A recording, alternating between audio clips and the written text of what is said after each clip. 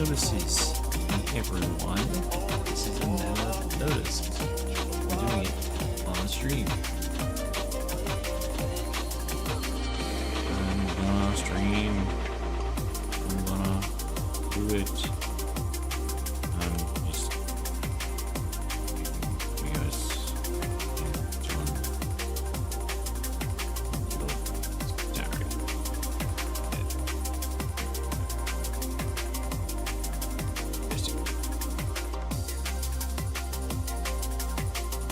Alright.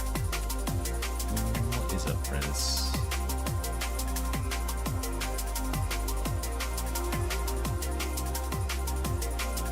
Alright, first thing we need to do is get our mods fixed.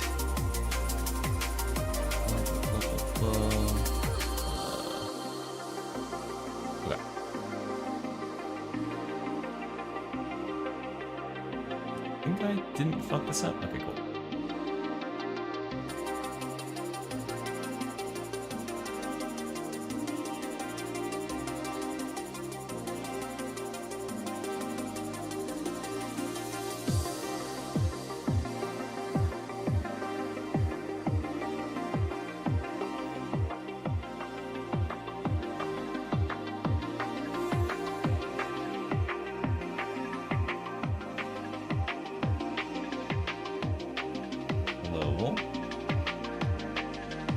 Okay, what did I get from downloads over here?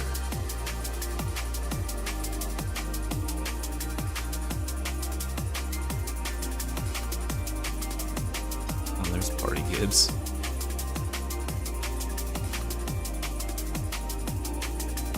Oh wait, hold on.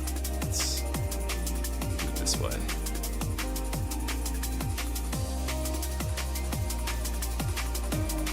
Goodbye, Party Gibbs. You were shit, no one liked you.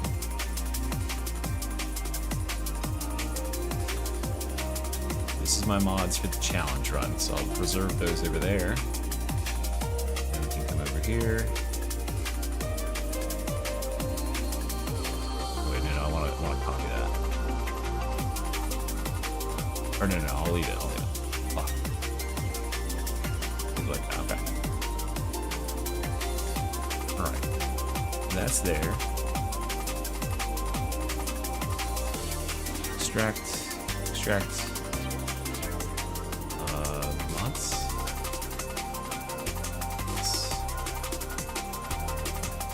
Wait.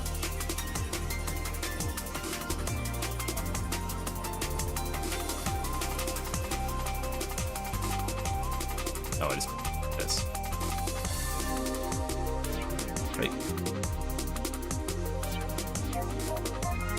This is how the sausage is made, guys. This is what everyone's clamoring to see. How does Mr. E do it? Yeah, I just started. Literally just now. Alright, next up. Eminy's improved.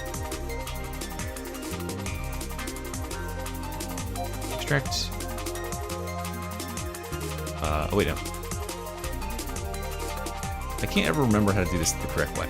Extract, browse, there we go. Select folder. It's the files. And that one's done. Extract all, browse. It's the files. Done.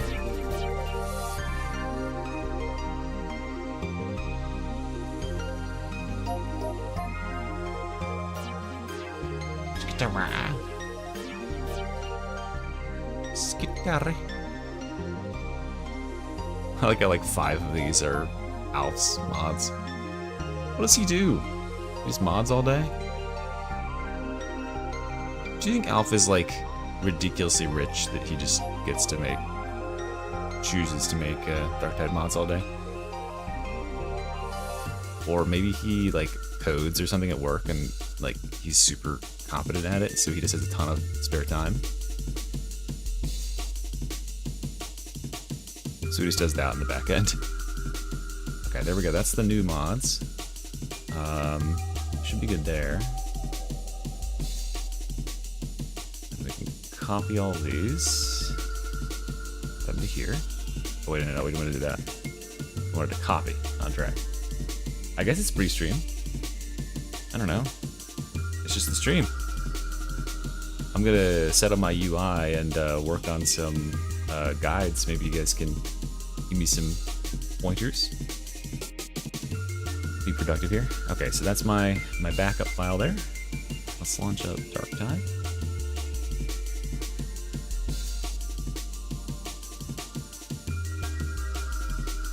Here, I'll get the what's it called? PC Gaming Show.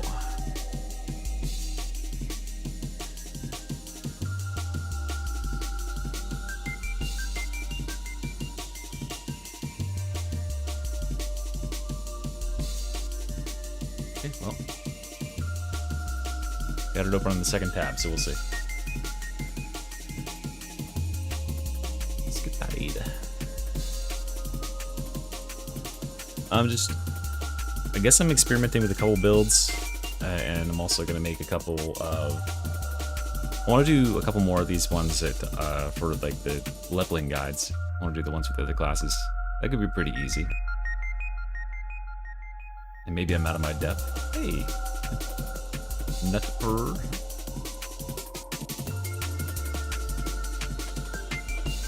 What did that say? Mod impacts didn't load. Or mute. Why didn't it load? Is it titled wrong?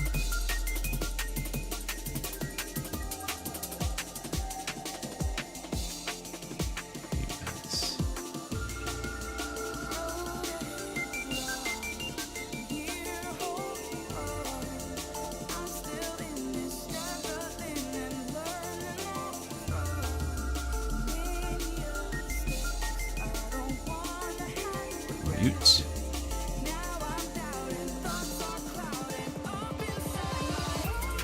Requires Darktide local server. Oh, okay. I don't have local server installed. Okay, well, we'll get that later. Okay, so we've done Psyker.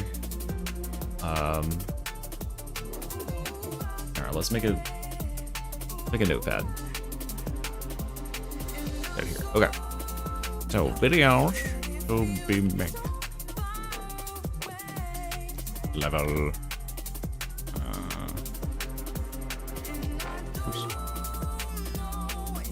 Leveling. Is that it? Leveling Ogre. Leveling Arbiters.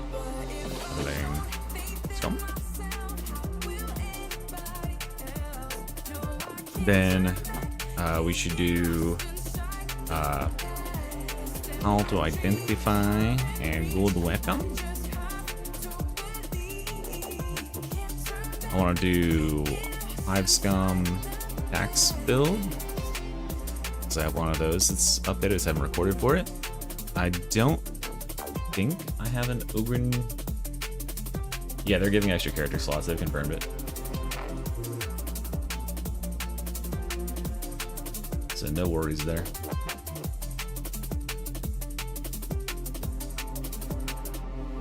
I haven't made any build guides in like the last 10 videos or so.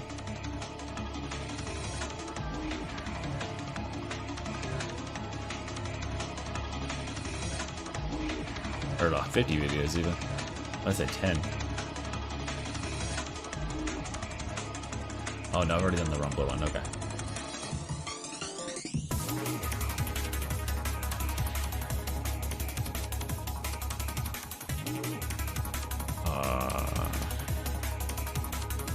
What else? What else should I put out? Oh, I should do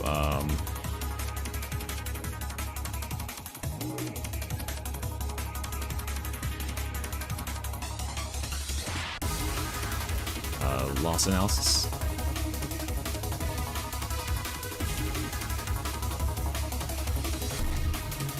And I need to, somewhere down here I need to do synthetic 2 for the other channel. For Rogue on Scalery.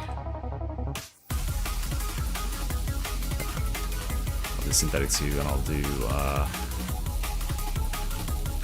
gunfire. Yeah, I've got 2 loss analysis recorded. I need to just upload them. Final, what's up?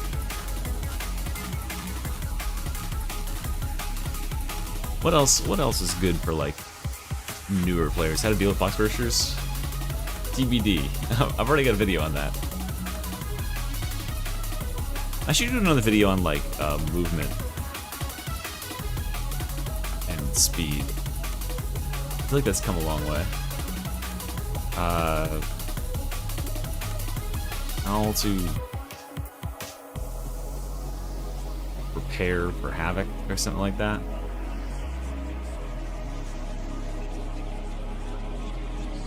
Has some stuff inside it. Oh, I need to collab with him. I forgot. I literally said we would collab. Well, maybe, oh, we should do it after this this stream today. That will have lots to pull from. Yeah, I'll hit him up like tomorrow or something. SKITARII, the guy. It's not the guy. It's ways to defeat bosses. Bosses are such a joke, though. Like, bosses just become a non-issue with most players. Yeah, I think I have like a build that's or a video that's something about how to prepare for Havoc. It's like, huh, are you ready?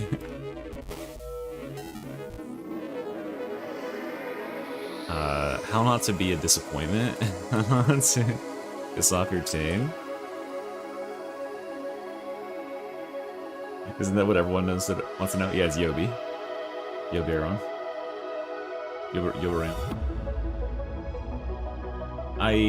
Yeah, but like, I think that even for quote-unquote new players, like, most bosses, like, there's not really that much to interact with. The only one that I think might need, like, some sort of guide would be, like, the Burgle, because the Burgle does have, like, one mechanic. Wait, did you say CST? I don't know. Is that 1 hour behind EST? It's at 3 EST, whatever that is for you. So it's in an hour and a half. Yeah, it's like just the crowd control them to death. Like they just don't get to play the game at all.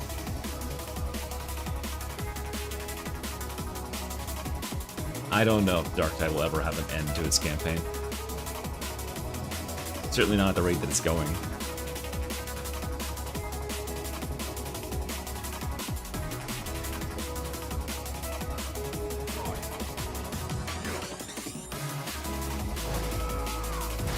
Alright.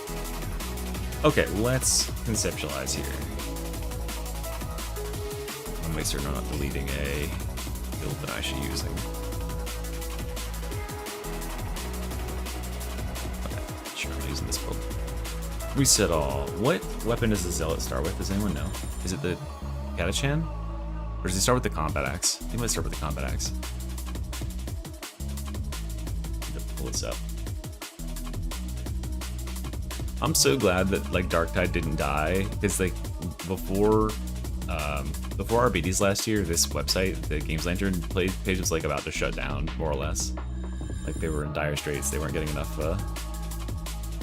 traffic. Let's see here. Classes. Oh, I didn't keep that open actually. That's for my Manifesto.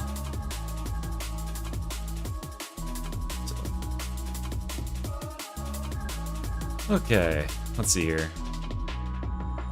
You start with... No. You don't start with Combat Blade, it's just unlocked at level 1. I wanna say that you... EST, 3. Hour and a half.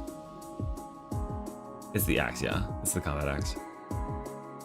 Fortunately, as I'm doing on all these, I'm just recommending everybody just grab the knife as soon as possible. I haven't seen that art before.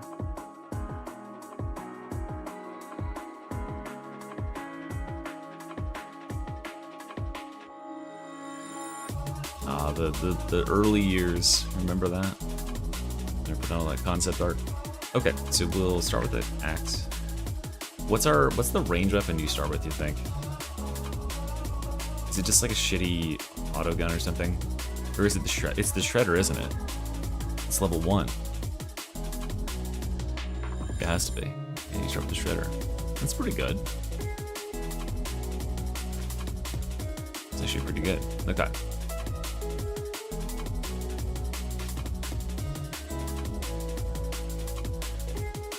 Yeah, there's nothing wrong with Darktide.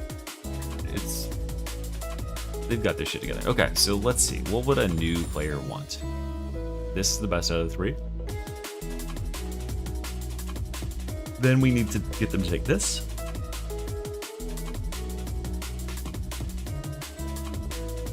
We don't really care about that so much.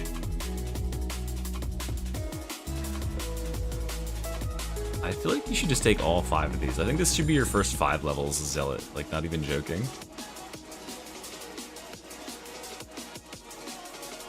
Like, that's so much power.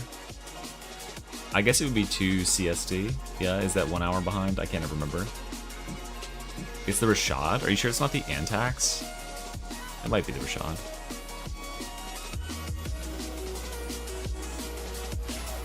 Whatever it is, I mean, I'm just gonna tell them not to use it. How do you get the Aquilas? It's just log into the game and go to the event desk with Melt.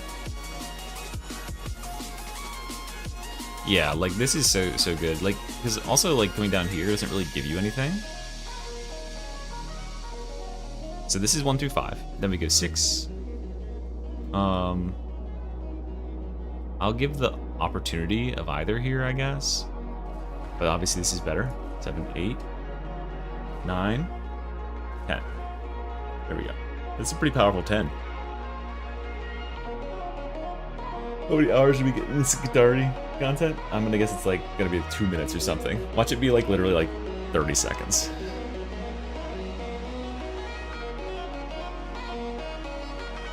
I guess Sunstorms, but like new players don't, like, new players would benefit more from immolation because stunning a bunch of stuff around you, normally there's like not a lot of stuff that's grouped up around you, if that makes any sense. When you're a new player, it like starts to come towards you and you're standing in one spot because you don't know how to like move.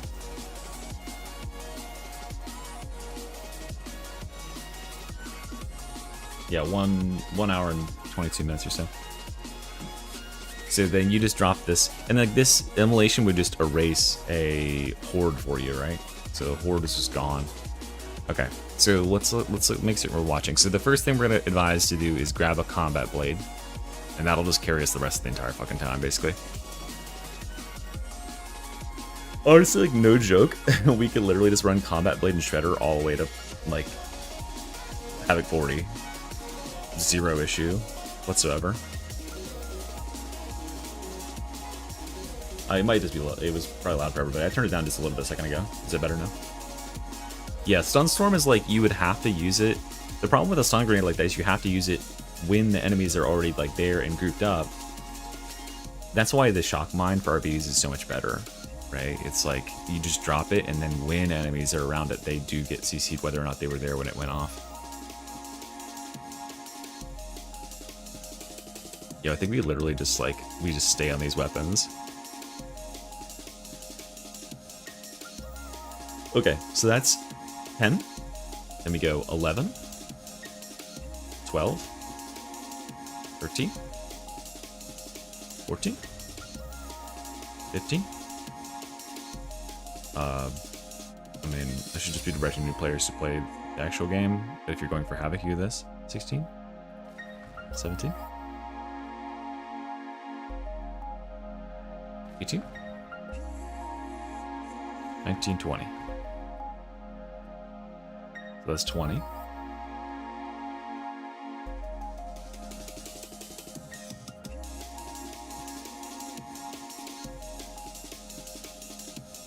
Having a stroke reading this? Reading what? Like all that? 21? 21? 22? Regular Doritos. And by that I mean I take them and I wash them in the sink to get all the flavor powder off, and I just eat the chips.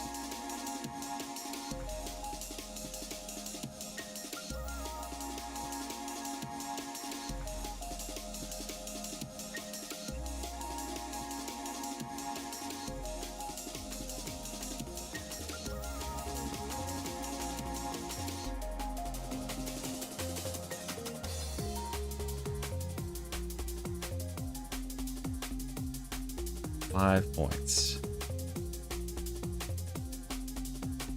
I think I just encourage them to not do this.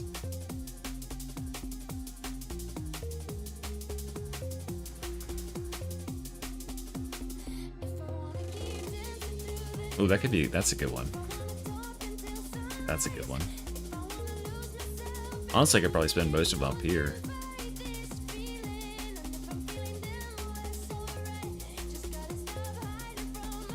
What'd you hear?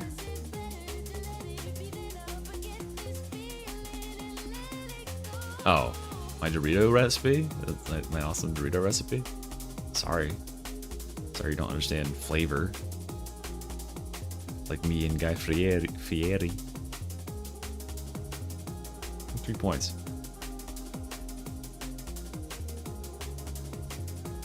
More toughness damage reduction doesn't hurt.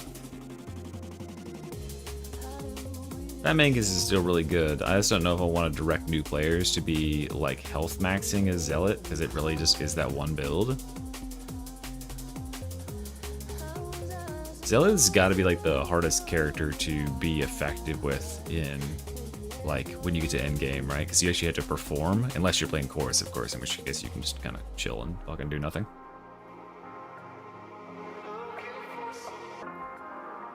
You don't have to care at all. Is this worth 15% damage resistance and weak spot kill?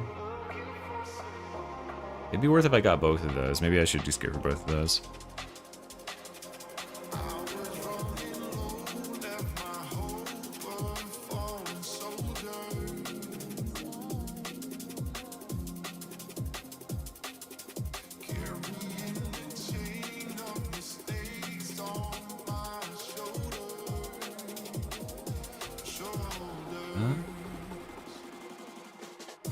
I guess that's fine. Would this be a relatively good, like, build for players? I would assume it's gonna be, like, just some core gameplay. My mic's low. I can turn it off, man. Is that better?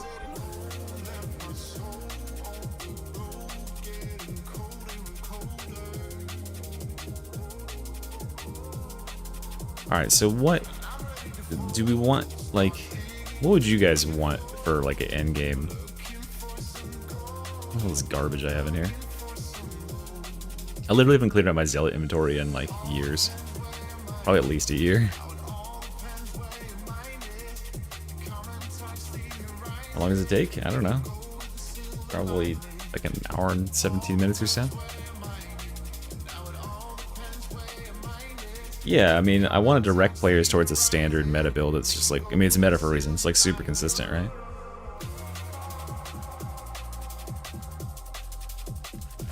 I think I'd just like incentivize them to stay knife all the way up. Should they just stay on shredder pistol? Or what about bolt pistol?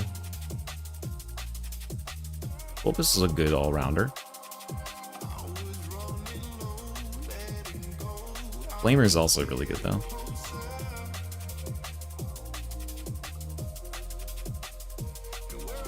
And that could be useful for people.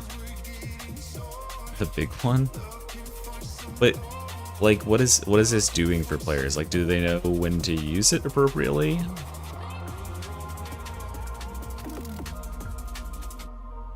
I would say bolt pistol.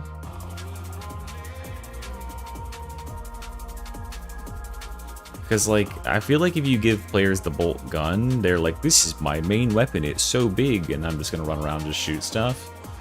This weapon will synergize really well with what we have, because the bleed stacks.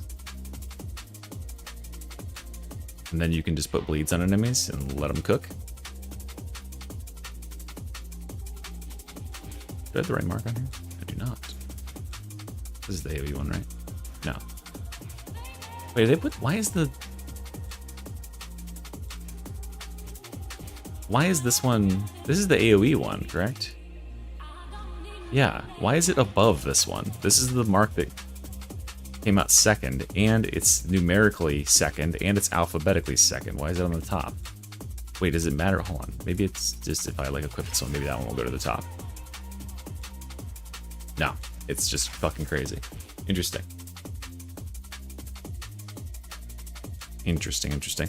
Yeah, like I have an inkling to say like revolver or something, but like that requires a lot of aim and stuff.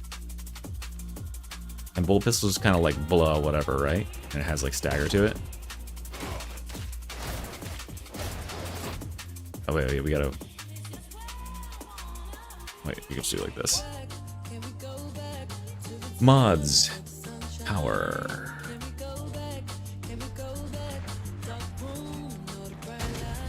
Oh yeah, I mean, like, look at that. New player could easily do that on Malice difficulty. And this is your...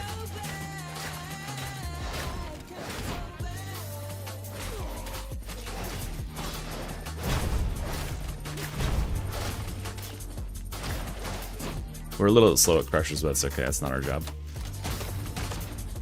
I feel like the knife is just a really, really good weapon on the Zealot. And also, like, the knife has this other really good benefit for the Zealot of, like, inherently kind of encouraging you to dodge, because you're not going to be staggering into these enemies. So you'll have to dodge when you see them swing at you, which will give you all of your, stacking dodge buffs and stuff.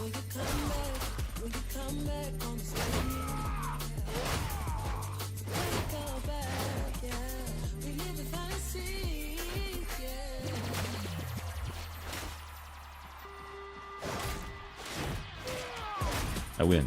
Beat that enemy.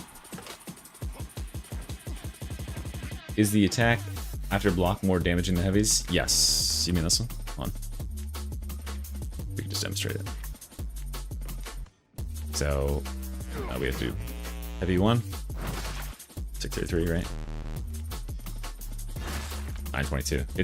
This attack is insane. And by the way, like, you can do it from like barely moving at all. You can also do this without even moving, or like without doing the block thing. It's just like a very tight timing. You can start sprinting forward and then just click like immediately after, and you'll just do that, and you can go right into it. It's pretty awesome. Just like as soon as you see your blade tilt forward like a little bit in that animation, like you're sprinting, then start holding the attack, and you'll just do the attack. So you just go. Oops. I fucked it up immediately. Like that. Pretty fun. But if you want to do it like in place, and also you're kind of like on the defensive when you're doing it like that, because you spend half the time blocking. Although you don't want to come out of it too early, right? Let's talk about the push attack one. That's the push attack. There's no parry on this blade. Is that what you're talking about? This blade doesn't have a parry. The other one. This one.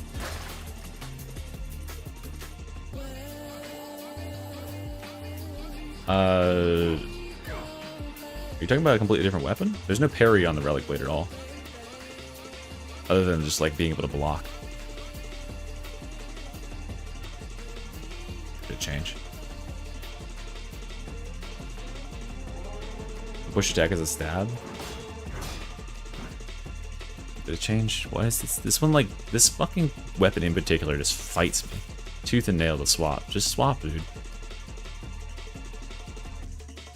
Did it swap? There it goes. Okay. Yeah. I mean, look. And then your overhead does 780. But you're still gonna have the same lunge thing, right?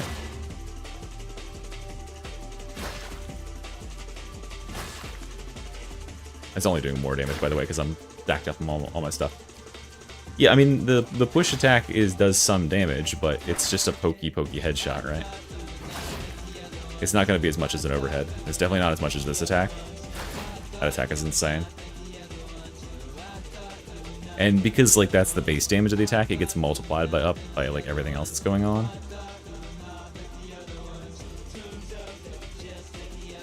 Nah, just do the run attack. It's easy. See? Literally, like, I mean, from a standstill, right? I'm, like, I wish I had, like, one of those keyboard things on the screen where you can, like, show what buttons you're pressing. But Alt is my sprint. My left Alt is my sprint. My W is my walk forward. I know, I'm such a freak for having that. But I'm literally just going to hold both of those down at the same time. Like that.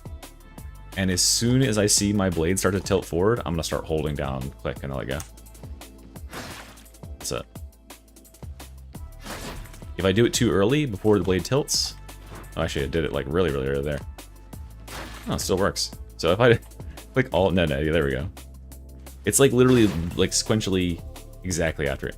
Strudel, I'm telling you, I have the perfect, like I have the actual mechanically perfect keyboard setup.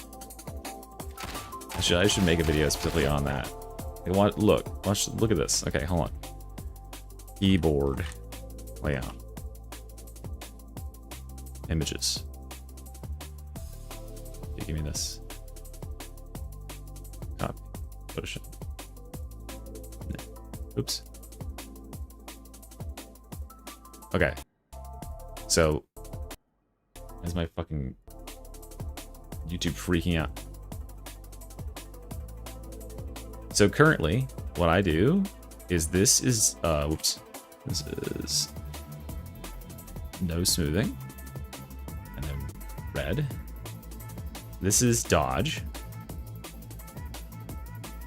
This is sprint. This is crouch. This is jump. And WASD, right? Okay, so look at this. And this is tag. Tag and then reload, etc., etc. Okay. And then for my ultimate and stuff, I have that on mouse buttons. But check this out. So you got your, here's where your 3 fingers are, right? This is where your ring finger is. This is where your middle finger is. This is where your index finger is. You can't move forward and backwards at the same time, right? So your middle finger alternates between W and S. So we have a perfect, like, it's fine. Over here, you have your pinky. This is your pinky that controls either shift or control for jump and crouch. And these two are mutually exclusive. You can't jump and crouch at the same time. So my pinky is never double tasked. It can only be doing one or the other. If I'm crouching and holding crouch because I'm sliding, I can't jump. And if I want to jump, I need to come out of crouching. So it's mutually exclusive. It's the perfect setup over there. And over here, sprinting and dodging, which are controlled by the thumb, which moves underneath my hand to hit Alt or dodge, being on spacebar.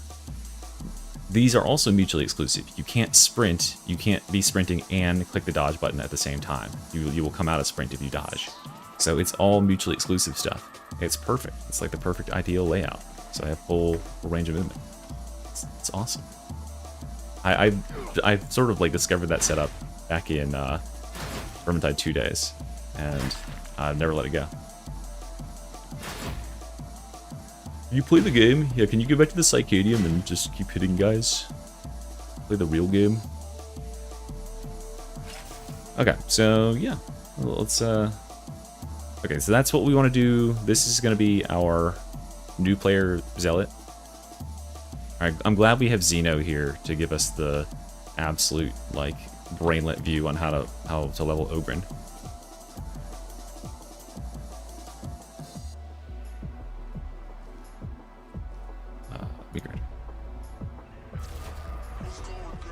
Okay, what does Ogren start with? Pull that back up. Up.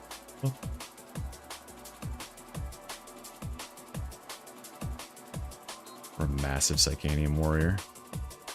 Ogren starts with regular Bully Club, doesn't he? Mark 1. And does he start with Kickback? He must. Like, it's only level 1 here. So then we can upgrade. What are our upgrades at? 10? I think I should be pushing people to use the Battle Maul and Slab Shield. Actually, no, I shouldn't, because then they'll use their fucking shield. Actually, no, I will, and I'll just tell them to unbind the blocking button. But Power Maul's at 6? Oh, Power Maul's so good. They gotta pick this up. This has to be the weapon. Wait, Rumbler's not available at 1? That's not true, right?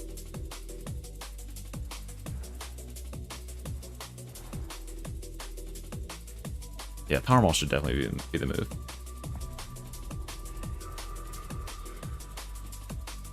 It literally says right here the Rumbler is available at level 1. That's a lie.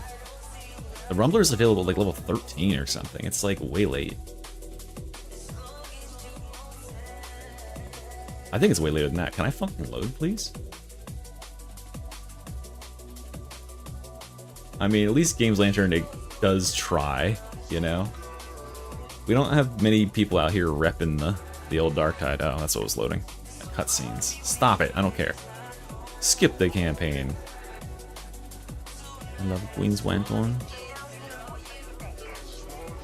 Okay. Oh my god. Can I access this shit? I can, right? Because I skipped it. Stop it! Wait, be here. Okay, so yeah, Power Maul at 6. This has got to be the play. That's just such a good weapon. Yeah, look at that. Level 12. It's not even close. So we should be advising that they just immediately go to Grenade Gauntlet at 4. And then you just ride that out. Just rock that the rest of the campaign. There's literally no better setup. I mean, you could go Rumbler eventually, but probably not.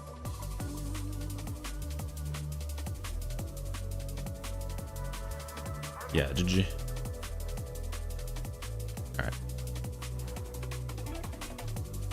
Alright. Man. No, they're adding more slots, Ranger Zero. They're just adding more slots, so I don't think you can judge by what they're, like, the amount of, stuff there, like, slots there are or whatever. Alright. Reset. Pool Club. And then we start with the kickback. Okay, so our setup here, we would go heavyweight. We would take both of these. We would take this. We would take that. That's 5 levels. This is probably the best 5 levels to start with, right? Maybe get a rock.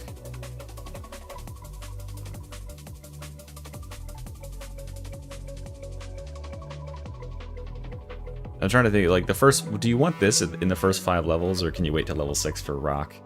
Well, obviously, we're getting rock in general, yes. Rock is going to be the play. I guess I would just not take this.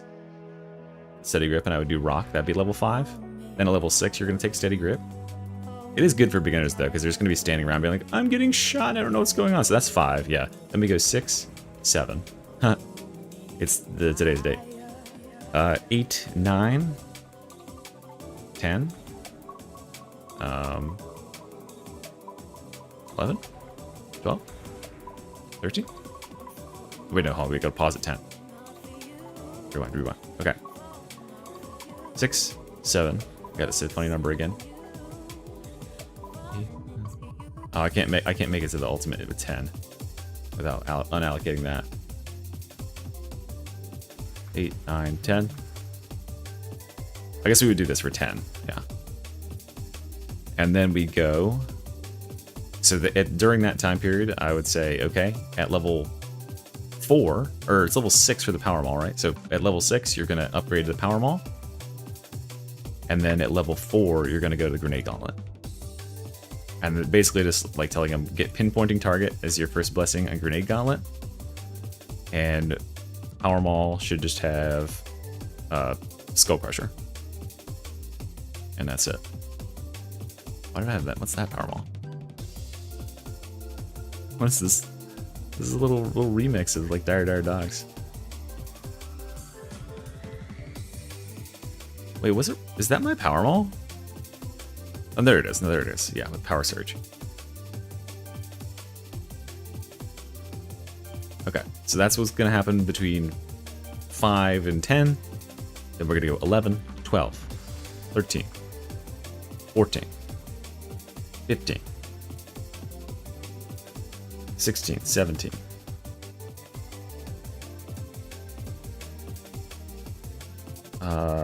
18, 19, 20, right? That's a good 20. Unarmored? I don't know, what's unarmored on? I think that's just like a random trash one. Wait, why is it unarmored?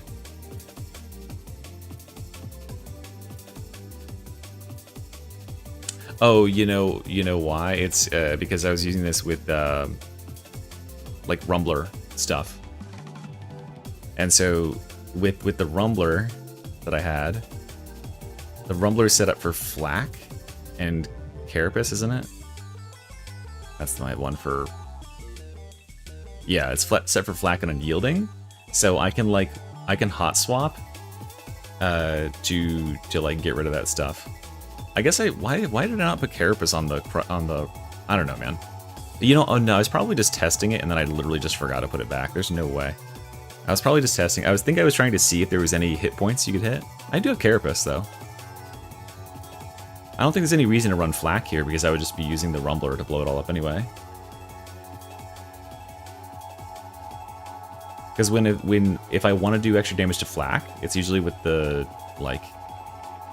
I just don't. Hold on. Let me test. Wait. Put it on actual. Where's the reverse Ogrenheimer build?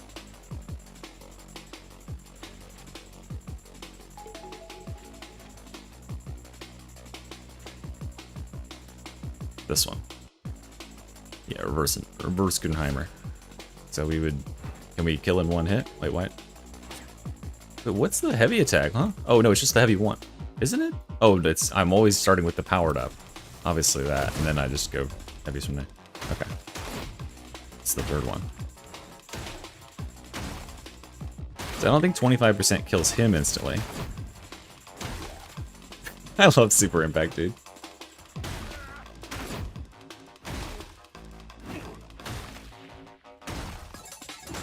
Yeah, I don't know, like, Flak, I don't necessarily know if Flak is doing anything.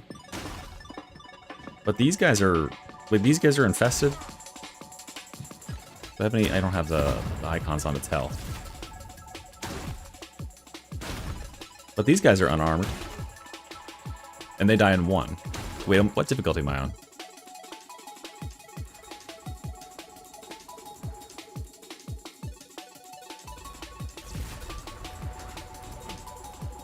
Yeah, I have a mod pack. I've got a video on the channel that pretty much breaks down my entire mod pack if you want to go through and install it and tweak it up yourself. I pretty much tell you how to do all that stuff. Or you can become a Mr. E YouTube channel member, and the mod pack is just like linked and you can just download it. That's what a lot of people end up doing. Yeah, that little strategy. Yeah, it just kills in one on those guys. I don't know where Maybe that's what I was. Listen, it's been a long time since I fucked with this. Are these guys? These guys are maniac, but they're also unarmored. That's the one thing I like never understood is the ragers. How many hours? 3,500 and almost 36 or something like that. It's like beating up dudes in here. It might just be maniac. But these guys can also count as flak, right? Hold on, let's test.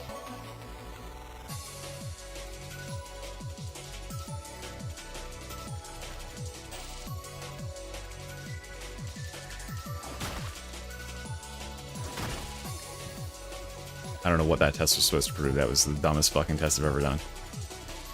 I'm like just drooling here.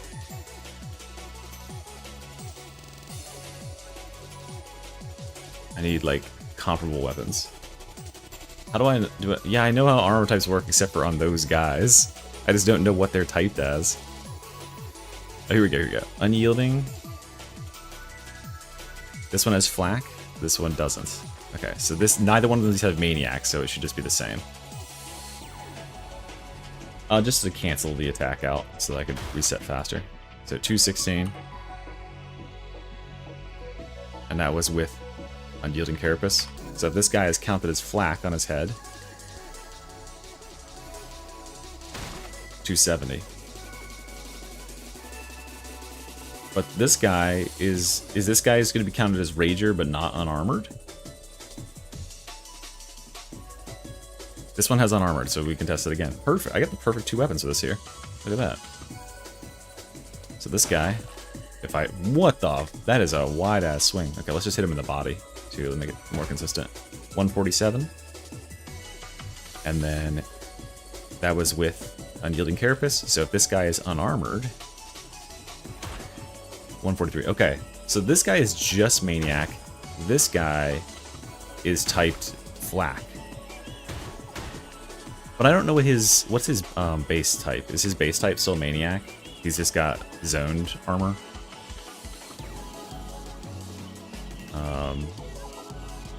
In order to test that, I would do this. So he would have a base flak otherwise. So we'll just do 2 attacks. Or here, we'll stack him to max. No, that'll just kill him. His base type's flak. We'll just do 1. Okay, 45 on the bleeds. And then if we're here, it should be less. Yeah, okay. So his base type is flak. So this is the only base Maniac of these guys. At some point in the past, this guy was type as both, but I think they figured that out. Okay. So that guy's just Maniac, but not unarmored. I don't know.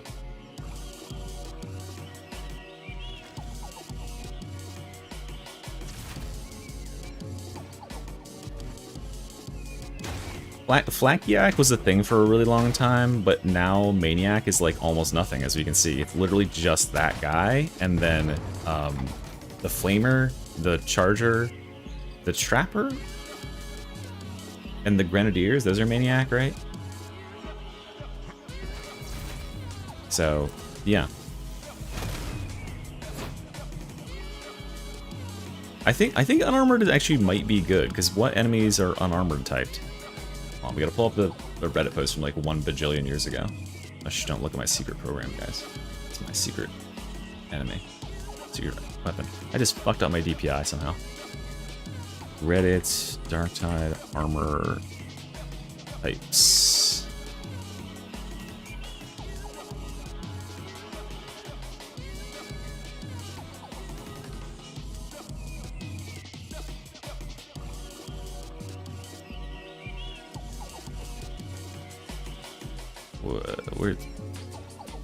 Where's the actual guide? This. Wait. Oh, okay, here's a better Steam guide. Oh my god. Okay, here we go. Enemies that I already one-shot, but I don't one-shot them. These guys are trash, who cares? Bruisers. Where's the thing I want? Unarmored. We want the base armor type flak for the Dread Gunner. This guy's a base flak? I didn't know that. I guess maybe I did. This guy should be base Maniac, as we found. This guy should be base flak. A flak is pretty good, I don't know. Dreg Stalker. So the small guys are all unarmored. This guy will be base flak. Watch this guy be base unarmored or something. Flak. Base flak. Base flak. Flak is so much. Alright, so maybe it is just flak. But I already have flak on the Rumbler. I think I was just like covering all my bases because I had flak on the Rumbler. Anyway, whatever, that's not the point.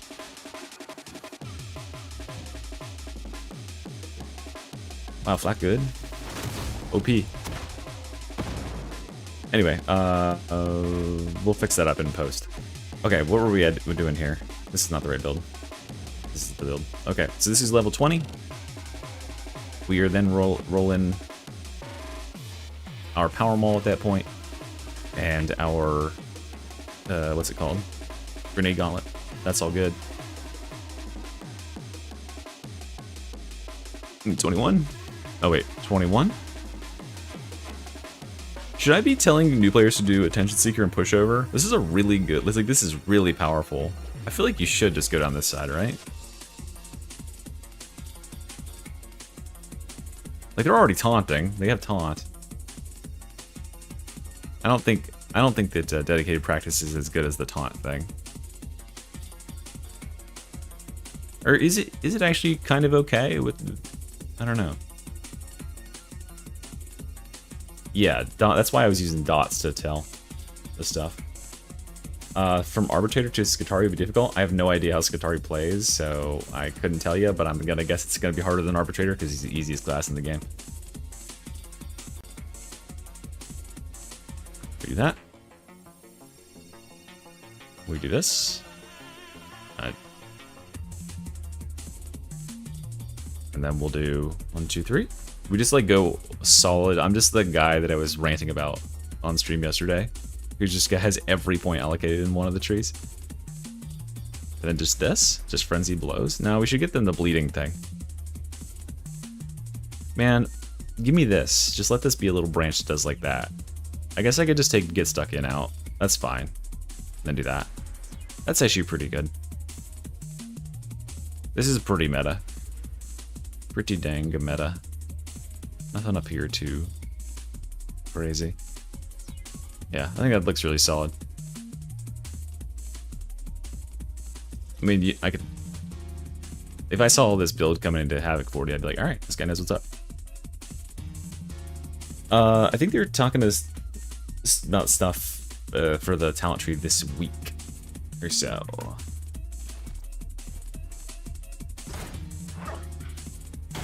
Wait, what's the weapon special? Oh, it's slapping. Remember when slapping and like grenade gauntlet hits counted as heavy attacks, so you can just stack into it and bleeds? Wait, is this... What the fuck? Is this weapon like just dog shit? This has Skull Crusher on it? Holy cow, this weapon is bad. Are you kidding me? What in the fuck? How is this bound? No wonder I put this thing in the lowest tier. I always forget. It literally has the overhead that's like anything. Oh my god. Balance check? What the fuck? This is like doing 5 damage. This is incredible.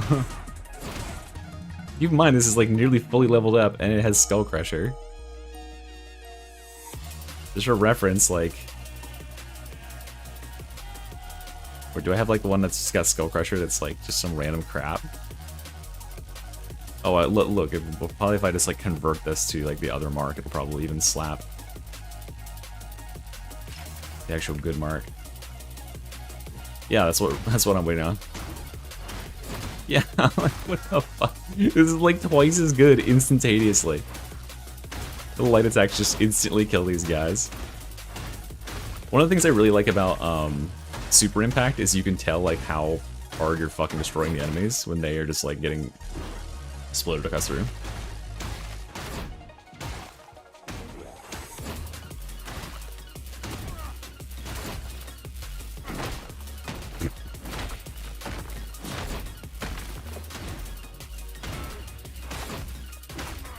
Okay, cool. I know, it's super. I think I have my Super Impact tune just right. I really, really like it, right? The level that it's at. Because it just occasionally sends a guy, like, doinking. And they also send to heaven, which is fun.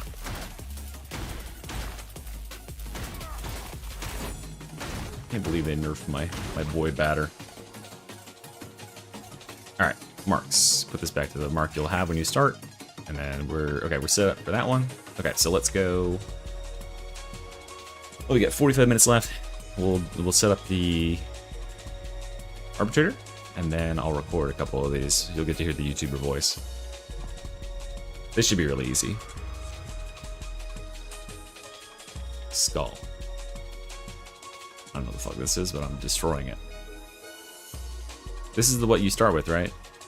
And then this.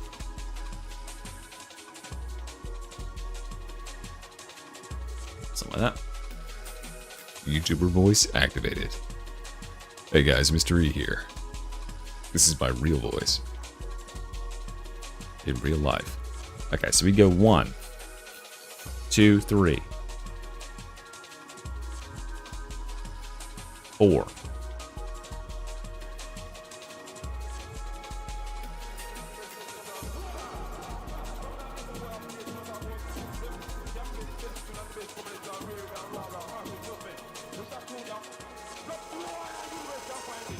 We're gonna stack the dog up here. I would imagine it's just gonna be the like just showcasing some of the gameplay.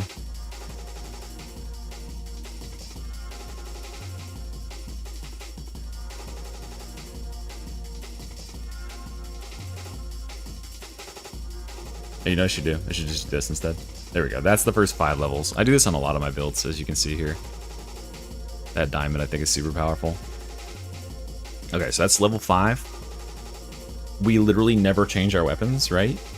I don't think. Maybe we change to the shot pistol, actually. The shot pistol is really good for new players.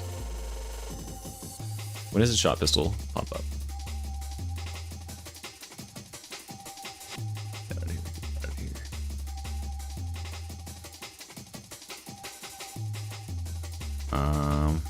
What's this class called? Arbitus. Arbitus? A level 11? Holy fuck. They're making me work for it. That's fine, that's fine. It's in the second. Yeah, that's good. You'll get plenty of mastery. It's all good. It's 45 minutes, hours from now.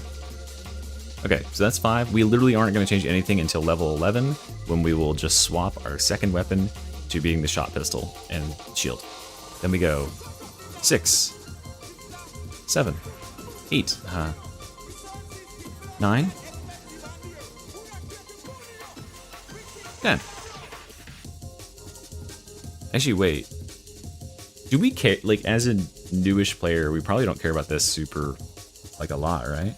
This is probably just better. Because this doesn't do anything unless you have Skull Crusher. And you can't get Skull Crusher on this. It just works with, like, with a team that's using Skull Crusher. And your team is probably too, like, brain rotted to do anything about it. Oh, thank you, Joel, for becoming a member. I don't know why Bernie didn't say anything about it. He's supposed to scream at the top of his fucking lungs. Let's make certain he is enabled. Oh, that's why, because this thing was off. Hold on, let me trim this up so it's not got the stupid challenge stuff on here. Get that out of here. Get that out of here. Yeah, if you're wondering what the fuck all that stuff is, by the way, guys, I've been doing a little challenge leveling. There's Bernie. Wait, why did Bernie go? He'll be back. He'll be back. Bernie, my goat. Nick. Okay, so this is our level 10. Looks good to me. Level 11. Level 12. Level 13. Level 14. Level 15. Level 6. I think I still just should tell players to use Break the Line. It's just the easiest. GG, no problem. That's good for recovering.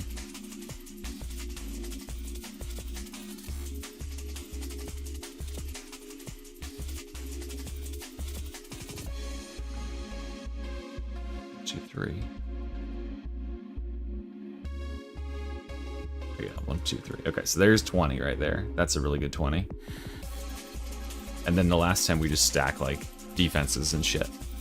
So we go 1, 2. The rest that's fine. Nothing down there.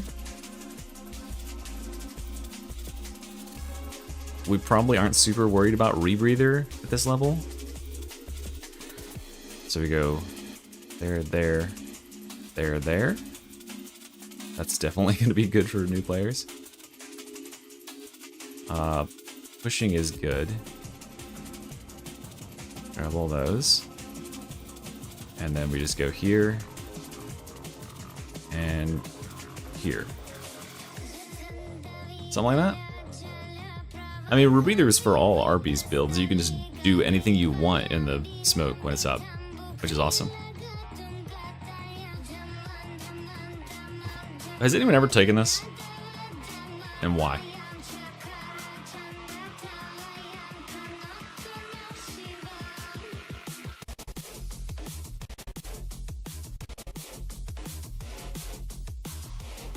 Do you think I should add more here? Like one of these? But concussive doesn't make... It makes them count as staggered. It doesn't make them staggered.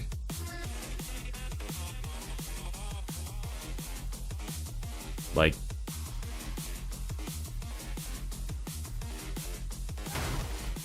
Right? just works.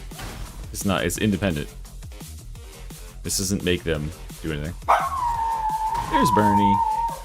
Make sure you're becoming a member. Knoxbot doesn't. Make sure you join the members Discord there.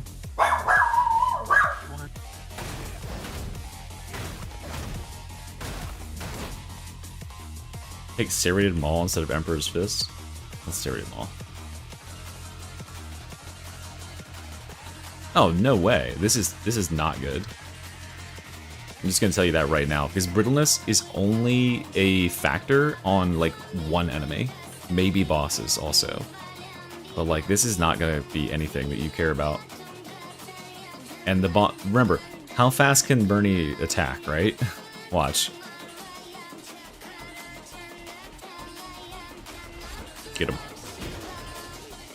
You see a 15% brittleness, 30% brittleness, right?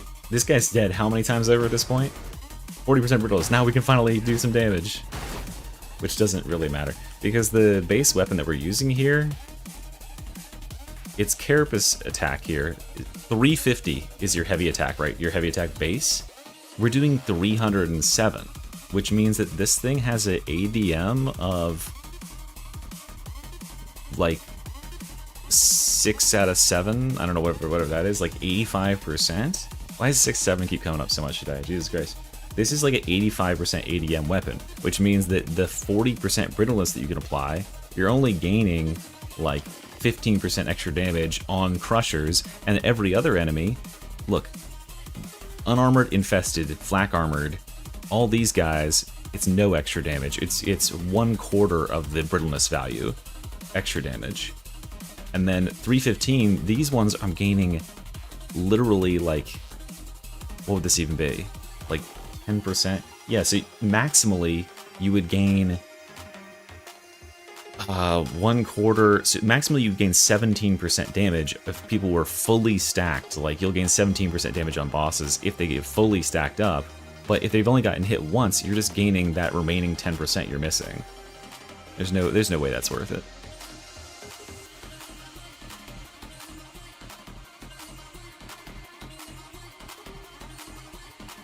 No, even with the brittleness thing, it's not good. The bleeding is still OP. Like I'll point out to you. Let me see if my scoreboard does scoreboard like preserve per class? No. Oh, it preserves across my I think. Let's see here. Where's me playing as a? Here's Acorn Cop. This is my Bernie, my members Bernie build, the one that I have up as a members only video. The dog without brittleness is dealing 480,000 damage. Like he almost did as much damage as I did with melee. Like just popping off. So yeah, the dog does not need the brittleness because the bleed stacks, like they do full damage to pretty much everything except for what's it called? Except for crushers, and crushers are just gonna get donked on anyway, so we're good. Take True Grit. Also, Emperor's Fist is awesome because it just guarantees stagger. I mean, does it start in 36 minutes? That's what they told me. Like on their post, it said it was in. It still says like watch live, but it's not actually live yet. Why does it say 5 hours and 35 minutes on their website? Let's Google this. PC Gaming Show. 2026. Are they streaming somewhere?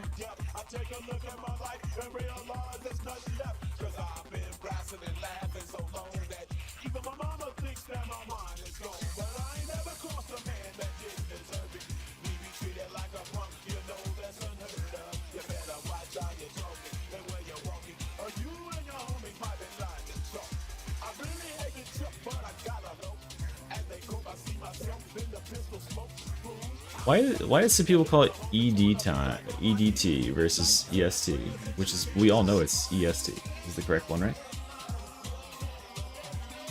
CD node on the charge make them learn to use their abilities. You know what? I could probably 50% cooldown. That's just gonna be going all the time. That's pretty good. That's actually goated because the dog does it. So we have to. That's just hitting a marked enemy, right? Or killing a marked enemy, so whatever. I'm wondering if I should get one of these.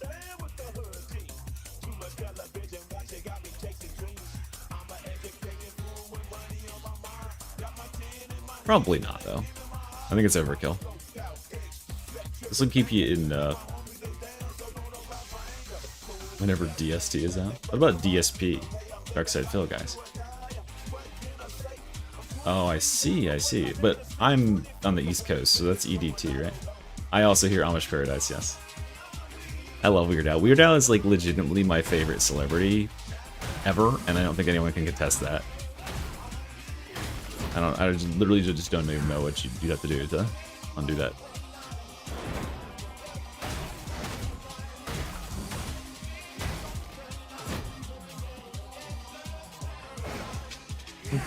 I mean, yeah, the people that watch DSP are, they call them dents for a reason. There's something wrong with them.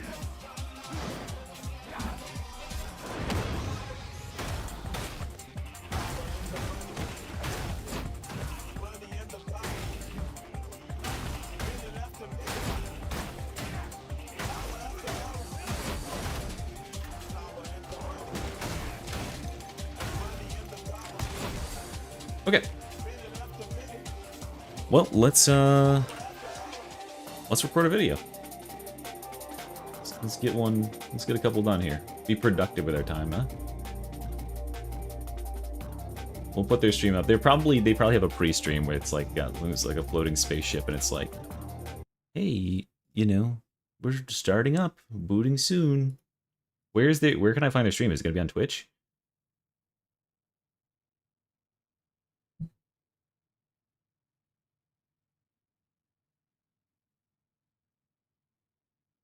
Productivity. True. Big true. Alright, the slot mill. Here we go. Alright. Because I'm nervous. Oh wait, we have a fucking thing on the screen. We gotta turn that off for sorry, Twitch. You can't have the screen overlay. YouTube still gets it. Hey friends, Mr. E here, and today is going to be a breakdown, a really simple, easy guide on how to level the Arbites. I think he's the easiest class in the game to level right now. He gets a lot of get out of jail free cards. He's got a little buddy, I would say furry buddy, but he's not very furry, at least not the one I have. That's here to help you out and help you leveling. And so if you are a player who's privileged enough to have, I think like $6 or so to get the Arbites, he is by far like the easiest cruise to be level 30, and you can play him and be very effective in games all the way through to the highest difficulty. So you'll bring something to your team, whether you're like all that skilled or not. And my goal here is today to get you to level 30 as easy as possible. So we're going to be talking about what weapons you should select at what levels, and what talents you should select in which order. And that's basically it. This character, as opposed to a lot of other characters, is more or less just going to sit on 2 weapons the entire game because they're that good. So that really reduces the complexity of the character, which is very nice. So yeah, let's go ahead and get started. We are of course going to start with this kit right here, minus these curios. You won't have any curios, and these will be gray, nothing weapons, but they're still very good. You'll have your exterminator shotgun, you'll have your RBD shock maul. Those are awesome weapons, and we're going to roll with them for a while, at least until level 11. So don't even worry about this for the first 10 levels of your leveling experience. All we're going to be looking at is over here on the talents screen. And I'll go ahead and reset this, and we'll work through it together. So we are going to first pick up. We're just going to do this in the same way I've done the other videos. We're going to do levels 1 to 5, then 6 to 10, then 11 to 20, and then 21 to 30. So the first 5 levels are this little diamond shaped right here, with Force of Will and Up Close being the ones you want to sort of prioritize. So go No Escape, then Up Close and Force of Will. Go these 3 first, and then come over here and grab Razor Jaw and Man and Cyber Mastiff. Because Up Close and Force of Will are just absolute powerhouses when it comes to generating your toughness. So you, unlike a lot of other classes in the game, you have so much toughness regeneration, so much tankiness built in like the first couple points. You just go up to enemies and you start clobbering them with this weapon, with this maul here. And by the way, like this maul is super brainless. We'll talk more about how to use it when we get a little bit later on, but yeah, it's super brainless. You can just light attack spam through these difficulties. You'll be just fine. And then you'll come over here and you'll grab Razor Jaw Augment and Man and Cyber Mastiff, and this will make your dog pretty much one-shot everything that he jumps into, because 6 stacks of bleed is more than enough to kill everything at the first couple difficulties. Okay, so that is levels 1 through 5. Nothing else has changed, so let's go on through levels 6 through 10. We're going to go 6, 7, 8, 9, and 10 here. So yeah, you might notice for a lot of more experienced players, I'm not taking Concussive. Why am I not taking Concussive? Well, Concussive doesn't do anything for us. It makes the enemies count as staggered for 4 seconds, but we're not using Skull Crusher anywhere in this build, and we are not probably playing with a team that has Skull Crusher or has any idea what's going on, right? We're playing in like Malice difficulty right now, and any enemies that we are going to hit in the weak spot with our mace are probably just dead. So I don't understand, like, there's probably no reason to take that. But this is a nice solid level 10. What you should really be prioritizing at this point in your gameplay is making the dog go and attack the targets that are the scariest. So if you see a Crusher, there might be a couple Crushers in the game, or if you see a Mauler or a Rager or something like that, sick the dog on him. The dog has Voltaic Mandibles now. Voltaic Mandibles, as you can see here, it paralyzes enemies for 5 seconds. They can't do anything. So it just takes them out of the game entirely. And that works on Crushers, it works on Bulwarks, it works on Reapers, anybody actually scary. And of course for these smaller guys, the dog is just going to pin them down entirely, so they can't even play. This is what makes the dog so awesome, because for newer players, these guys would get to throw attacks right now. He's out of the game entirely. One thing I do recommend, though, if you are going to play with the dog, is you want to come into, I believe it's an interface here. Where is it? No, key bindings. No, look, come on, guys. We're going to learn this together. Here it is. Okay, at the bottom of input down here, come down here and change your companion target tag to press once. That way, you don't have to continually tap that button to get the dog to go to a place, because no one wants to hear this, right? Just tap it once, and the dog will go over there, and GG. And you see what those bleed stacks are doing, right? Like, they're just tearing these guys up. Anybody nearby gets bled as well, so this is a way you can basically just fight enemies, is just by sending the dog around to do this sort of thing. It's pretty funny, too. And if you get him just right, when he's about to jump on a target like this, and you re-target him, let me see if I can do it.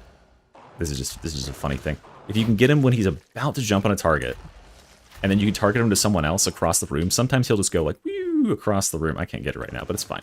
Let's oh, there, he did it, right? Did he do it? I wasn't looking. Someone, just comment down below if you did it. I wasn't actually looking at my screen. Okay, let's get back to the actual, important part of the video, which is what the fuck we're doing with the leveling. All right, so we're at level 10 right now. Level 11 is going to be the next big step up. The only thing we're changing with our kit this entire time. Oh, and by the way, at level 8, make certain you are picking up a curio over here. The curio doesn't really matter what it is, at least a blue tier curio, because blue tiers will have 1 perk, and then just make that say 10% experience. So just craft it on there. Yeah, it takes a little bit of resources, but it's going to make the rest of the leveling 10% faster. So that's really, really good. Okay, so that's at level 8, I believe. Then we'll come back over here and we're going to go 11 through 20. And also during this time span, the first thing we're going to do when we hit level 11 is we're going to swap our range weapon. We are picking up the Arbides shot pistol and subductor shot pistol and riot shield.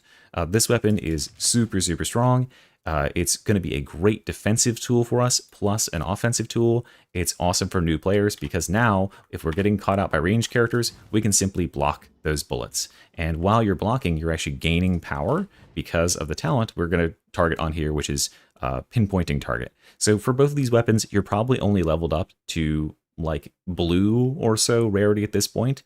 If you are, then the things you should be prioritizing as far as your blessings and your talents in here, get yourself probably one of these. You can choose which one. Relentless Strikes is pretty good, but so is High Voltage.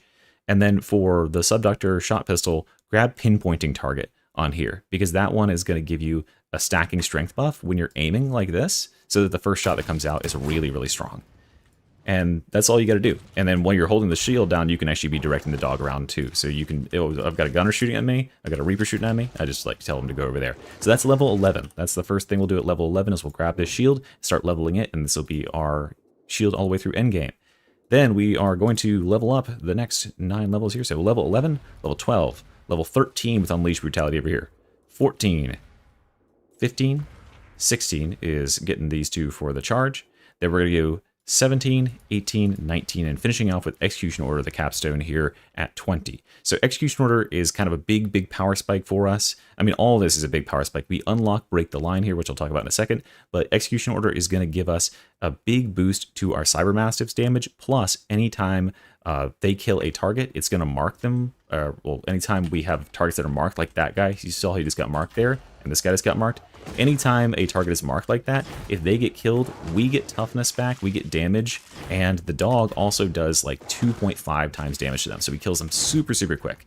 And this will target like a new enemy every 3 seconds or so. It's super good, and it tells you where enemies are, which is an invaluable asset. You can see it's just rapid fire targeting these guys, which is just amazing. So yeah, just make certain you're using that. And then as far as our ultimate here, Break the Line, I know a lot of like players are like, why aren't we using Castigator stance? This thing makes you immortal.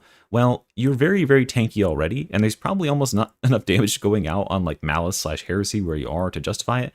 The Break the Line is the best ultimate on this class, hands down. And so I want to steer you towards using it sooner rather than later.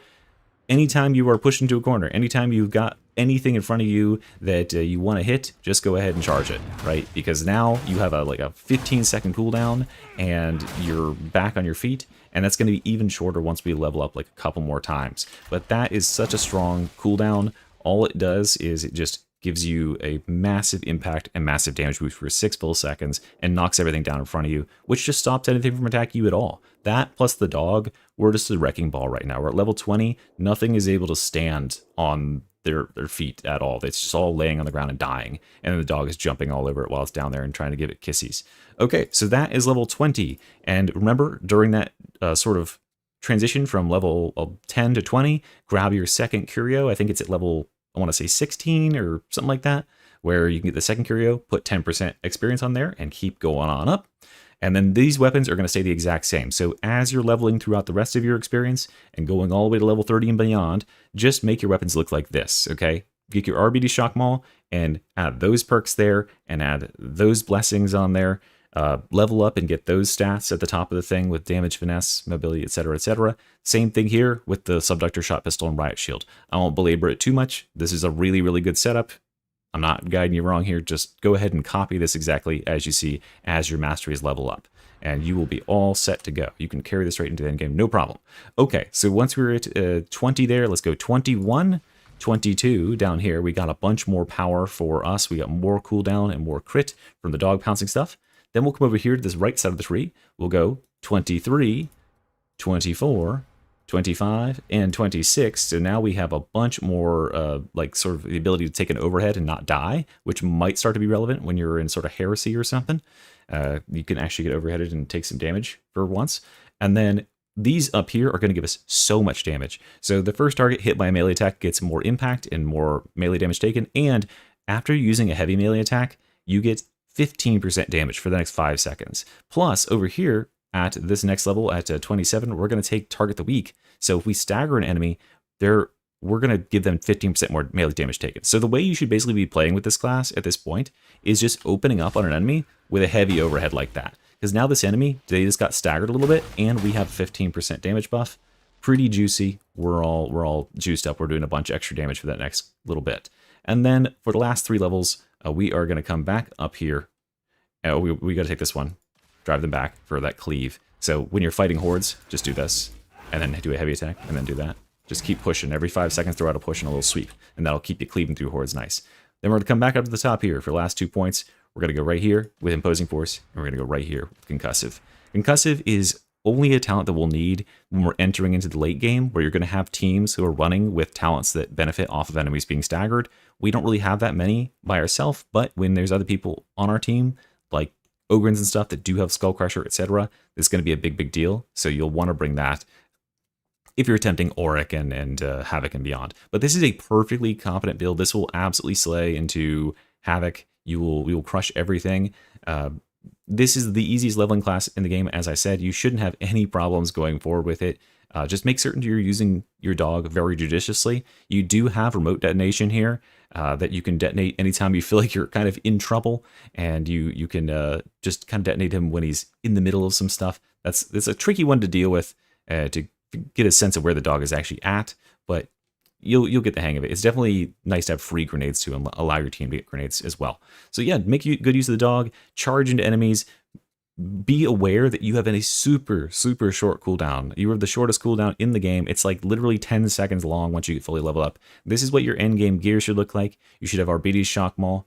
You should have Subductor Shot Pistol and Riot Shield with these sort of blessings and things. And then here's your curios with some ally revive speed, combat ability regeneration, toughness. You can do damage resistance versus gunners, very good in this class because it stops you from getting picked apart by a bunch of nonsense. And then yeah, just lots of tanky stats on there. I do block cost for my shielding build, and there you go. So hopefully it helps, guys. I'll see you very soon for the next one. Mystery out of here. Bye bye. All right, guys, that took some time. Are we ready yet? Can we watch SKITARII yet? Is it open? Where's their stream? Huh? Show me your stream. Watch live. How do I watch live?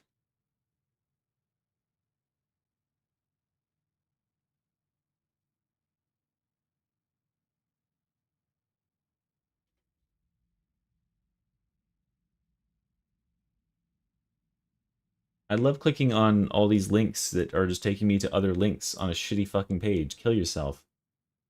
Stupid fucking show. Is this on Summer Games Fast?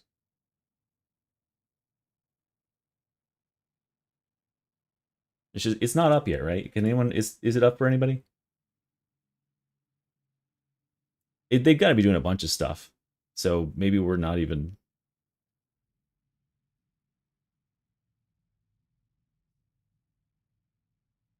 Okay, good. All right. It's not up. Fuckers. Jerking me around. All right, so I got another 18 minutes. I don't hear your stupid pings, Runegorger. I've got you specifically muted. Check channel. Check channel. There's custom yurt.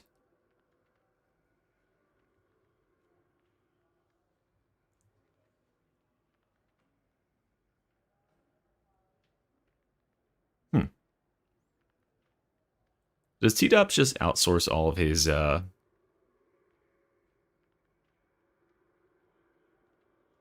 Is this right? This is gonna be... What a band. Did you guys get up to anything wild this weekend? What the fuck is this? Is this real?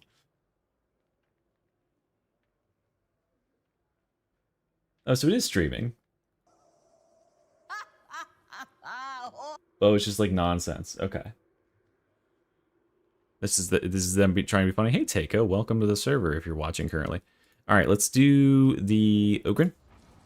While we're waiting.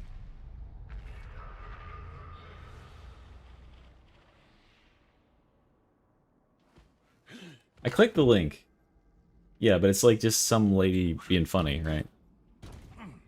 They're wasting time. They're padding for time. That's what I'm seeing.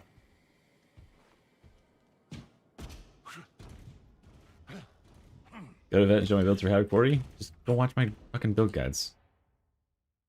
Alright, let's do Ogren.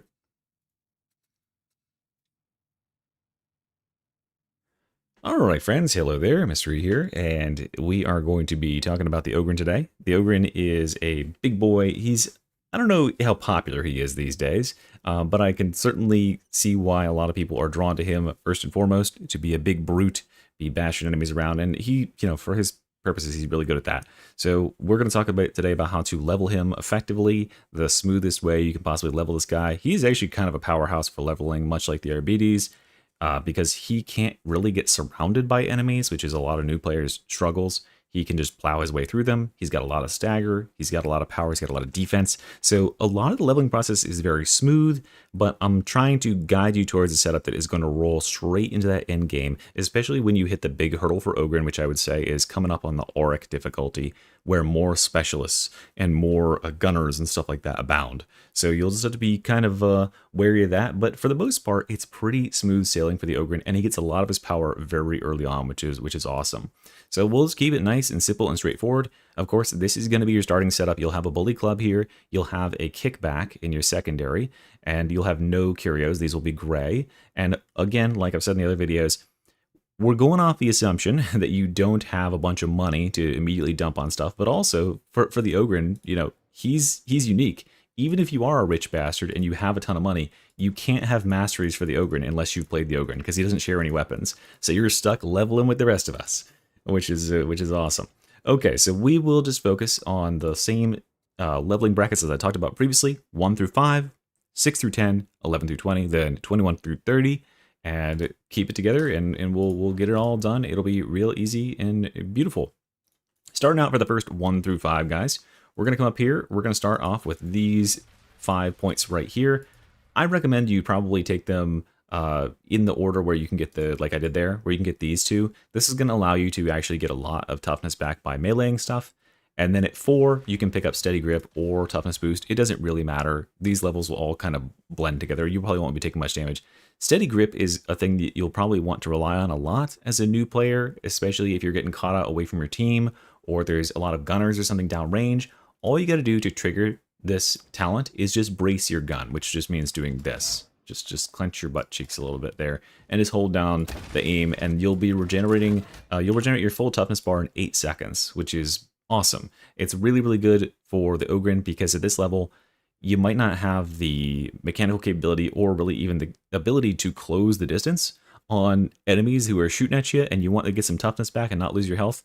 This is honestly, at like the uprising difficulty and probably even the malice difficulty, this generates so much toughness per second that gunners probably can't even hurt you, if I'm being honest. So that's pretty fun. Okay, so that's level 1 through 5. Now at level 4, that is where you're going to want to swap your weapons a little bit here. So let me pull up the thing again. Hold on, I got to remember what levels it actually is at. We're just going to do this live in the video, because why not? So at level 4 here, we're going to upgrade to the Grenade Gauntlet. That's going to be our level 4 upgrade. So instead of having this this kickback weapon here, because the kickback can shoot 1 time and it's going to reload, it's overkill for anything at low difficulty, and it's too weak for anything high difficulty, we're going to pick up the Grenade Gauntlet, which is going to be our gun for the rest of the time. The Grenade Gauntlet is an awesome, awesome, powerful tool. Super, super good, and it allows you to just kind of like do this randomly at a bunch of enemies, and you can, you know, you're bracing it the whole time, so you're getting toughness the whole time. You can just kind of shoot it at hordes and stuff and disrupt them. Really solid for our purposes. And the talent, if you're leveling this up, the talent you'll want to target first, or the blessing you'll want to target first, is Pinpointing Target. That's the first one you'll want to get on here, and it's really the only one that really impacts the base power of this weapon at all. So just grab that first, and then you can get Glory Hunter second, and generally make it set up like this, with Maniac, Flak. That'll help you with all of your gunner type enemies. Flak is like shotgunners and gunners and all that sort of stuff. Maniac is these guys, as well as flamers and trappers and mutants. So all stuff that you definitely want to shoot with your little Grenade Gauntlet here. Okay, so that's level 4. Now let's go on to levels 6 through 10. And as soon as you hit level 6, we're going to swap our melee weapon as well. And this is going to be our melee weapon for the rest of the time, the Power Maul. This is what the actual Power Maul looks like, but this is the skin I have. So the Power Maul is super, super, like this is just an impressive weapon. It's awesome. And it's super fun. It's very, very easy to use. All you got to do is just bludgeon enemies around with it. Just give them the slaps for some cleave, for some horde clear. Just start with that heavy attack and then sweep back and forth. For just like single target, you can just spam light attacks, and it's pretty good. Yeah, pretty much everything is just going to die instantaneously. And of course, we have a trick up our sleeve with the Power Maul here. The first time you encounter any sort of even moderately scary enemy, just go ahead and power it up and start with a heavy attack and land that on them. Now, granted, this is on Auric difficulty right now. So, I mean, look, I'll even change it to... What would this even do on, like, Malice or Heresy or wherever we're at? This is just going to delete this guy from existence, right? Yeah, so he's just gone. And he's just gone. The guy next to him almost died too. Yeah, really, really powerful weapon. And it just kind of trivializes a lot of the quote-unquote hard enemies that we would face in the game, like Crushers and stuff, because, yeah, it does that level of damage every 10 seconds or so. So make certain you're using that too into hordes, because it clears them as well by exploding. Pretty fun. It's definitely my favorite Ogre weapon right now. Okay, so that's level 6, where we'll also pick up our Big Friendly Rock. Really easy use case on this one. Just aim it at something you want to die and throw it, right? Instant kills any specialist if it touches them at all in any way. So you just chuck it at a mutant. Don't let poor Flamer eat it to the face. So just chuck it at a mutant that's coming in. You can even stagger bosses with it if you can hit him in the head, which is pretty fun. All right, let's come down here. That's level 6. Then we'll go level 7, level 8, level 9, level 10, something like that, right? It doesn't really matter what order you go there, but yeah, this is a nice little setup for level 10. We are getting a lot of damage. We have a ton of damage here. Now when we're hitting enemies, they're taking extra damage. And if we are getting hit or dodging, really like anytime an enemy tries to attack us at all, we just gain 15% damage for the next 5 seconds, which is going to be pretty common because we're massive, right? And then finally at level 10, we'll grab this one, which is super easy to keep up 12.5% damage resistance all the time because we don't really use a whole lot of stamina, right? We sprint around like a little bit, but then in combat, you maybe push like once in every great while, but the rest of the time you're just swinging and stuff, during which time you're just regenerating your stamina. You're full stamina all the time. So really, really easy damage resistance talent. So that's 10. And then from this point on, by the way, nothing is going to change about any of these weapons. At level 8, pick up your curio here. Pick up your first curio and grab experience on there. This is the first one is level 8. The second one is coming up at level 16 or something like that, I believe. So just keep an eye out for that to get it as soon as you possibly can.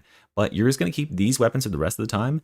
I think the setup that I have on here as far as blessings and talents is pretty dang good. So you can mimic this. If you're targeting one blessing to get first when you're going through your masteries, because you can only like sort of prioritize one blessing at a time, and you might have a lower ranked weapon that can only hold one blessing, go ahead and do Skull Crusher for your Power Maul here. That would be the first one you'll get when you have like a blue or even purple Power Maul. And then over here, do the pinpointing target one. And then these are the curios. You'll want to end up with a bunch of toughness curios with some damage resistance to gunners, combat ability regeneration, ally revive speed. But this is much longer, much further down the line. Why do I have a stamina here? Who knows? This should also just be a toughness one. There it is. So yeah, just triple toughness, and then but this is coming way down the line. You won't worry about getting maxed out curios until you're level 30 plus. All right, so let's get back into it and let's do the next 10 levels, 11 through 20. So we're gonna go 11, 12, 13, 14, 15, 16, 17, 18, 19, 20. So what we've gained in this level here is we've gained Taunt, Loyal Protector, crazy, like OP sort of game, Darktide up. You're not doing this to me. There's no way. I'll cut this out of the video. Awesome. Live. Oh, we got something. Oh, they're showing some stuff. Look. Get out of here, chat. This is gonna get recorded.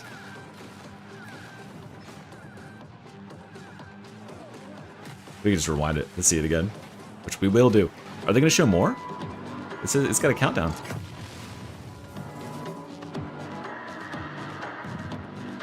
Loop it. Do it again.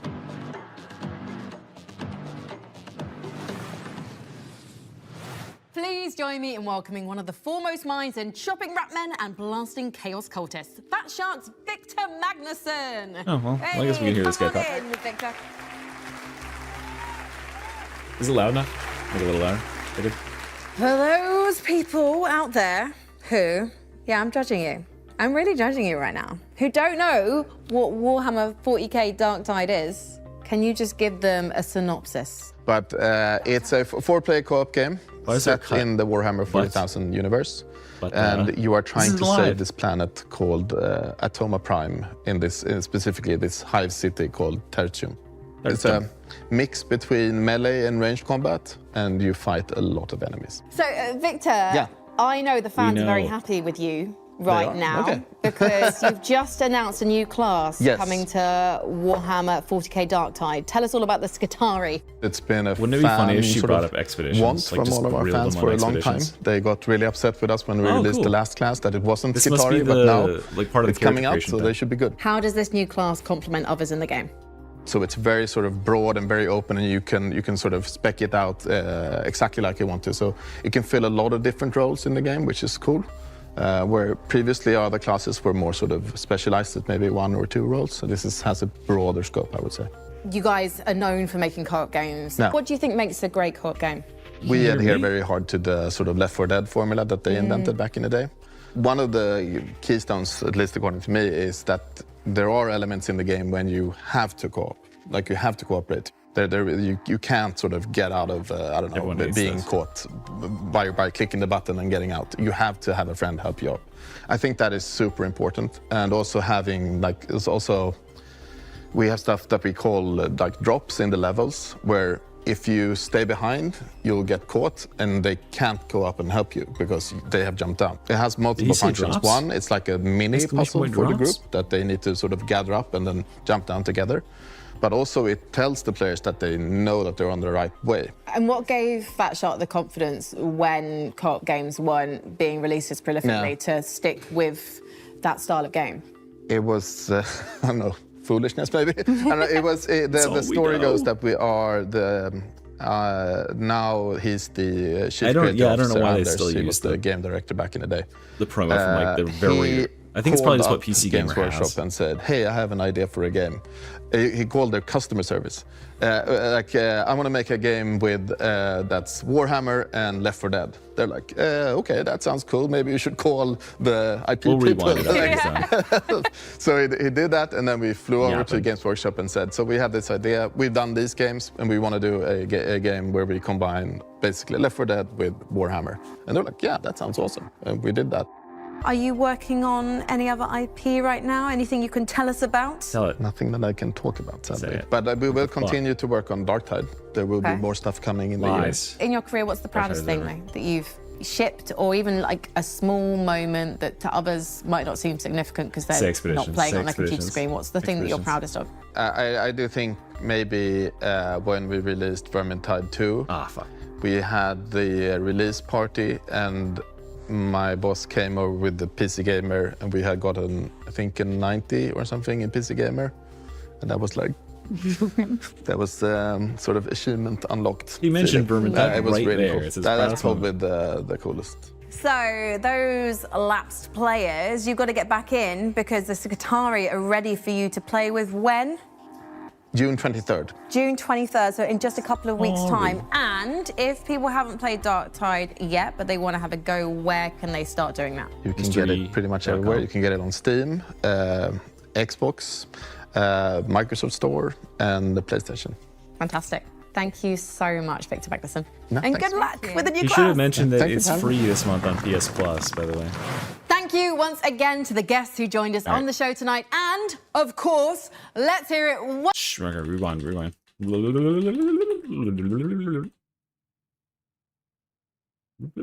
Oh, wait, it must have been right there. Was it literally like 10 seconds? Did I miss it by like 2 seconds? Tell us all about it.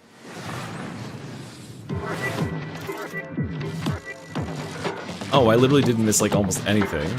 There's almost nothing here. This must be the like character creation thing.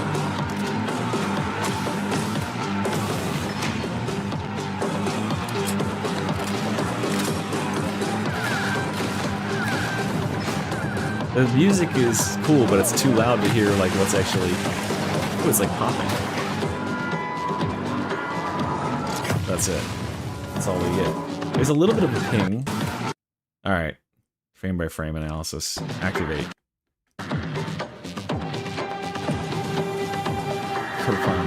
Is there a ground thing? I didn't hear it.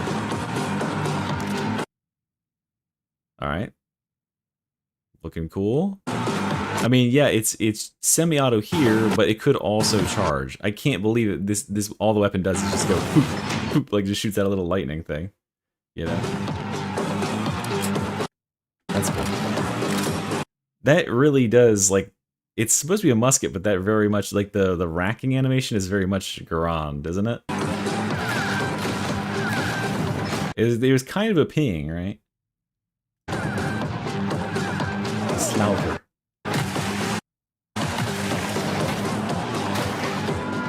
Yeah, so it looks like there's maybe the Arc Maul is like the new like power sword where it has a certain number of yeah, there's a thing.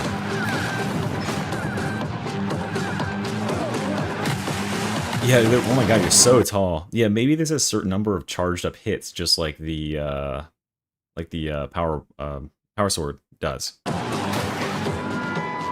just clobber from there. Is that it? Is that all I get? Is there more in the actual show? Okay, let's go to live.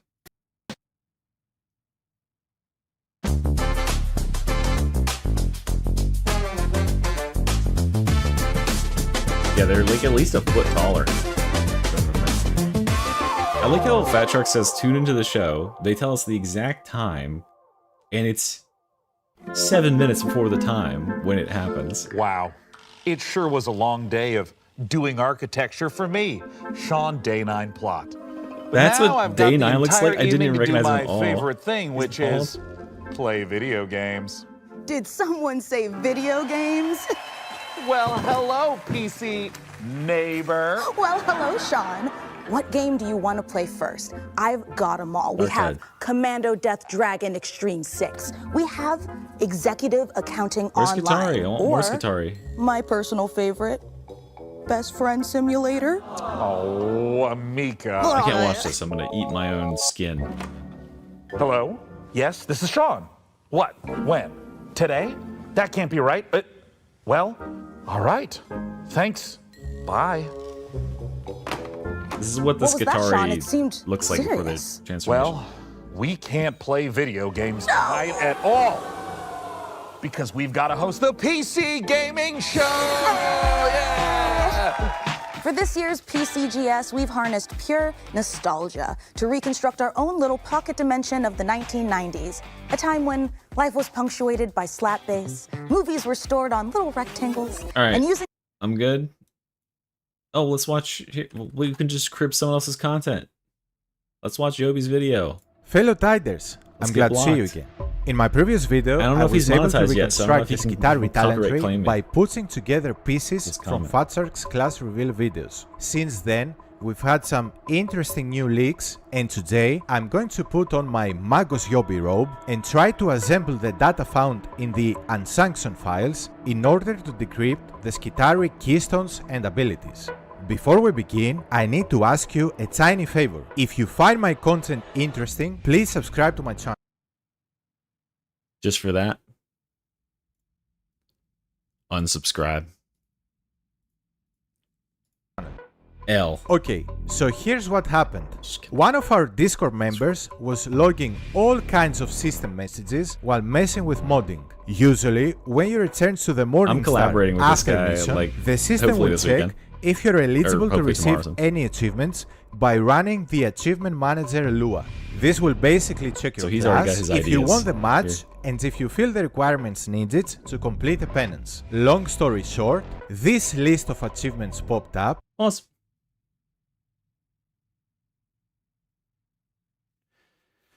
This is the juice down here. Medicaid saves. So you can save people who are downed.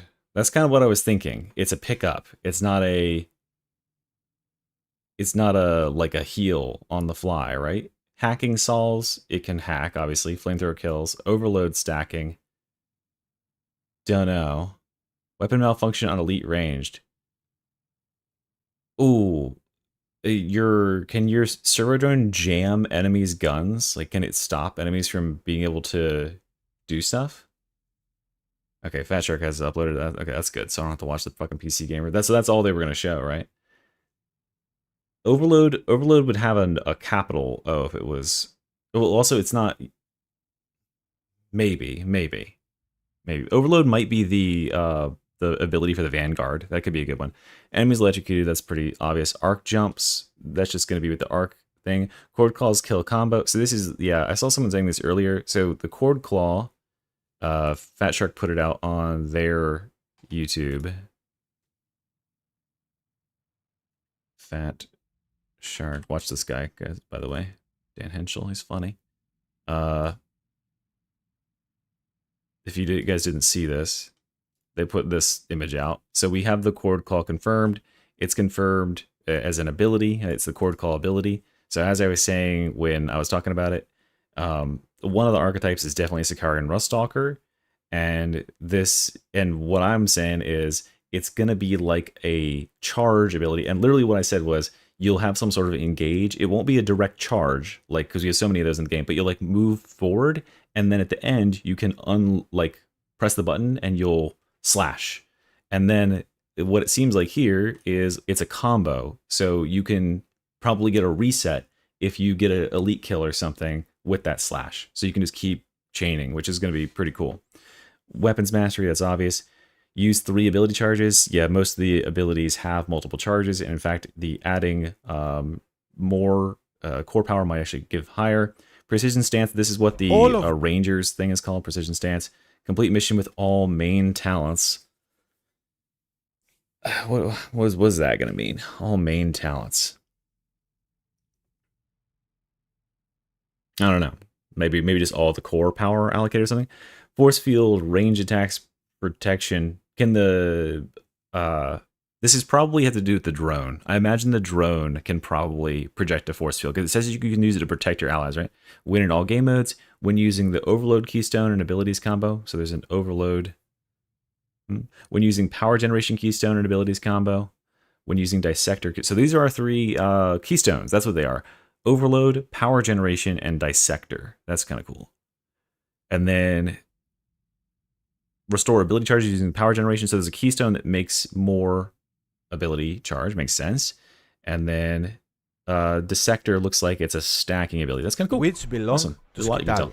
As you can see, the first ones are TBD about tracking the, which difficulty you've cleared. If you've maxed TBD out about a early weapon access. master, There's some if weird you stuff want a going match on as a level with 30 the operative, etc. And then we have there's some weird stuff going on with the these creator program right that now seem to because refer they don't have a specifically to lead. SKITARII So Blitz I don't know if abilities anybody, and except for So maybe we're going to take already SKITARII existing talent and try to figure out playtesters where are going to it's get the early access. Let's So like begin. Reginald might If be able to you've show it, watched my or maybe previous not. videos, you should know by now that the new able to SKITARII play class Expeditions is one getting time, yeah. 3 distinct playstyles. One range playstyle that relates to SKITARII Rangers, one aggressive melee combat playstyle related to Sicarian infiltrators and Rustalkers, and the third playstyle that developers described as a walking storm of living electricity, which Vanguard, is yeah. probably related to SKITARII Vanguard, TBD, I have no based idea on the if I'm fact gonna get that early so access. far, They're- every piece of they're up in the concept air about art how they they're gonna do showed it. us was either a Ranger or a Vanguard, but never an Electro Priest. Let's go back to the list of the achievements. One of them says Dissector, Keystone, and Abilities. Out of all the available options we have, Dissector most likely belongs to Sicarian Rustalker playstyle, and it surely makes me think of Transonic Blades, or should I say Transanic Blades? Yeah, this was in the For one some of the, reason, Fatsark decided to use I forgot to Sanic mention as this the in the video. placeholder for one of the augments of the Sanic. keystone that sits at the top right of the talent tree. Sonic is a perfect placeholder for I something like this super, fast like, and deadly, slow, and dramatic it does pan on indeed the rhyme Sonic with Transonic or Transonic blades. Transonic blades are known for vibrating at high frequencies, which allow the blade to slip through enemy armor molecules and cut it with ease. In other words, transonic weapons can dissect any armor. Therefore, Dissector is definitely a keystone, and more specifically, this one. I would expect the Dissector keystone to give you mobility, attack speed, and potentially melee rending bonuses. Now, if you look at the placeholder for the ability at the top of the talent tree, it's also using a placeholder image, this time the spy character from Team Fortress 2. I haven't played TF2, so I had to watch a few hours of spy Jesus gameplay Christ. to understand why they This specifically guy went like with that 18? icon. How The did he spy miss can playing become TF2? invisible or disguise himself What? to The infiltrate classic enemy stab. lines. In Classic other words, backstabbing it. the spy icon is a placeholder for a Sicarian infiltrator ability, which means one of the playstyles for the new class is Sicarian themed, and since the It's all Sicarians Sonic, have yeah. two subdivisions, Rustalker and Infiltrator, they gave Rustalker a keystone and Infiltrator an ability. Sicarian infiltrators achieve deep strike stealth not by hiding, but by launching an aggressive sensory assault known as a neurostatic This could be bombardment. the static Instead thing, of the blending electric into the background, they broadcast an overwhelming wave of electronic and psychic white noise that completely overloads not gonna be both invisibility, biological it's gonna be a brains disable and mechanical for enemies. sensors. That's exactly Because how this invisibilities ability are will function. selfish, disables are Unfortunately, we team still play. don't have a Hey, name guys. for it, but it could be called neurostatic bombardment or sensory saturation. So we already have a keystone and an ability. All right, so what was my build? What did I choose? What was my did I choose this ability for my like build that I made, the first ever SKITARII build? I can't remember. Maybe it was down here. So if that's the transonic thing, so what are the abilities? One of the abilities is the shooty thing. which is probably, I don't know, it doesn't matter. It's the shooty thing. Then the second ability is the charge with the slash. I think that this is, he says it's like the overwhelm thing. I don't think that's right. I think that this, because it's got this extra node point here for the juice, I think this gives you, no, this isn't the real, this is just some speculation. They didn't reveal much today. You can go back in the stream. It's like literally 40 seconds. It just shows a couple weapons being shot. There's a go round, it pings. But I think that what this is, I think this is a node that powers up, like gives you an extra charge to the ability. I think this is the Ruststalker Claw. I think this is the Cord Claw ability up here. I know that this is like the, you know, the Dissector Keystone. I agree with that mostly. But this is going to be the Cord Claw ability because it needs more charges. Like you basically like rely on having more charges, and it makes, like, the Spy is a backstabber, right? So there's probably some sort of benefit here where you can, like, maybe you do like drop enemy threat or something and you lash out and you can get backstabs and extra rending. But I mean, it's a melee attack. We already know the other two abilities are like the range shooting, the auto aim thing. That's one of them. And then the other one is the like the electrical storm. So I kind of doubt that they would use the Spy to represent an electrical storm, even though like it's, you know, on our infiltrate or talent whatever. tree. Both of those are melee focused and they reside at the top right corner of the talent tree. I'm actually pretty sure that Fatshark wouldn't want to confuse players too much, so they're definitely keeping the keystone and abilities that refer to the same playstyle close to each other. If this hypothesis is true, it means the Ranger keystone and ability. Yeah, that's what I was wondering. Why is he saying this is going to be? He was talking all about the, like, it's having this, the neurostatic bombardment. That's not going to be the ability. We already know the ability is the Cord Claw. So this is going to be the Cord Claw up here. This is the Dissector thing. This is probably, well, this is going to be some sort of aggressive drone, right? Then this Ranger one is going to have the drone that can probably do the healing, maybe? Maybe this is the healing drone. This is the sniping. This is, what were the other things called? That was previous to this. There it is. Power generation and overload. So I would guess that power generation is this keystone, and this is overload because this is going to be the electric tree. Although there is some electric stuff up here, but I think it's just kind of spread across the whole tree.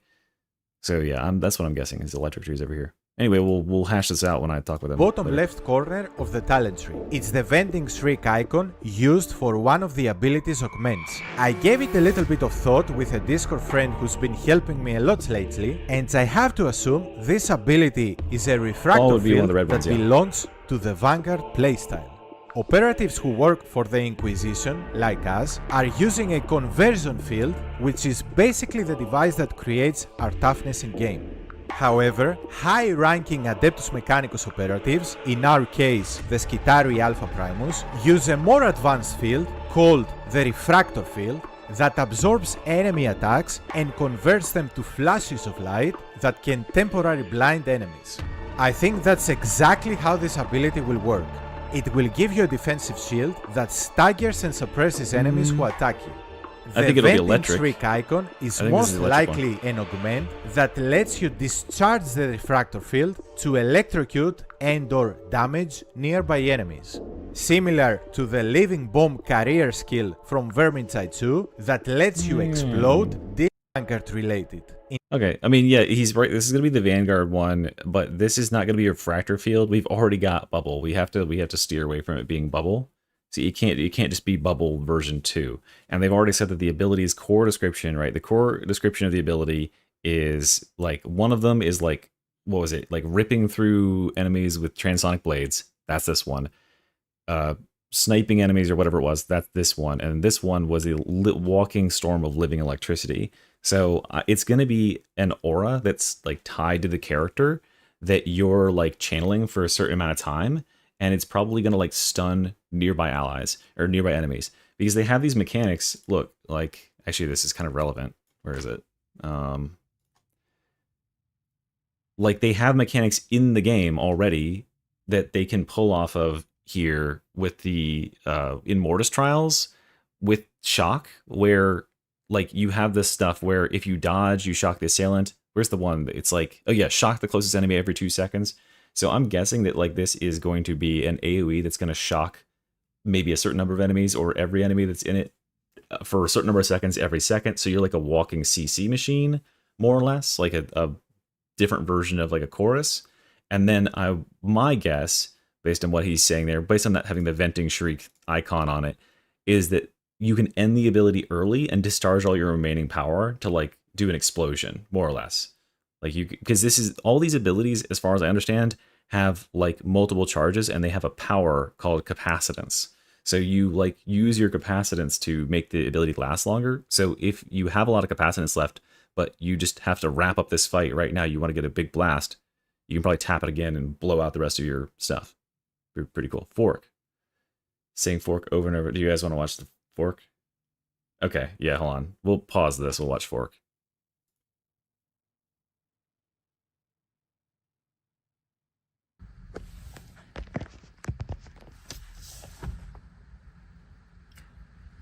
Fork. Fork. Fork. Fork. Fork. Fork. Fork. Fork. Fork. Fork. Fork. Fork. Fork. Fork. This is the gameplay reveal. Fork. Fork. Fork. Fork. Fork. Fork. Fork. Fork. 45. Fork. Oh, 30 minutes. I thought it said 3 Fork. minutes. Fork. No Fork. shot. It's 30 minutes. Fork. Fork. Fork.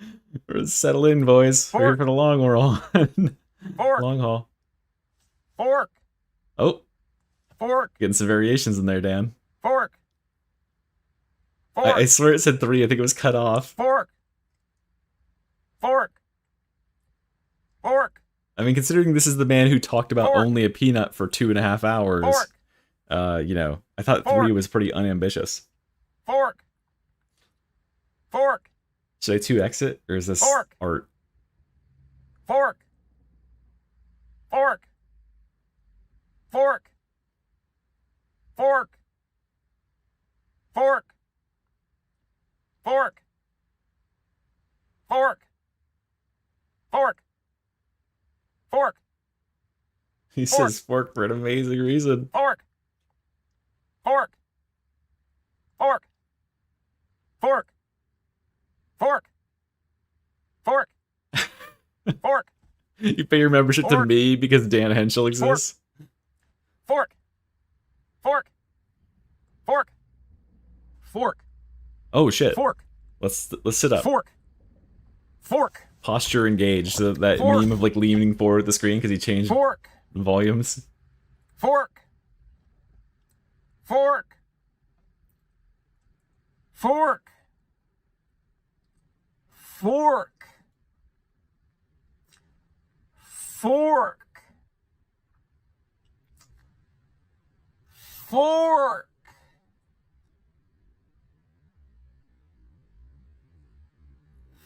Fork. Fork. Fork. Fork. Fork. Fork.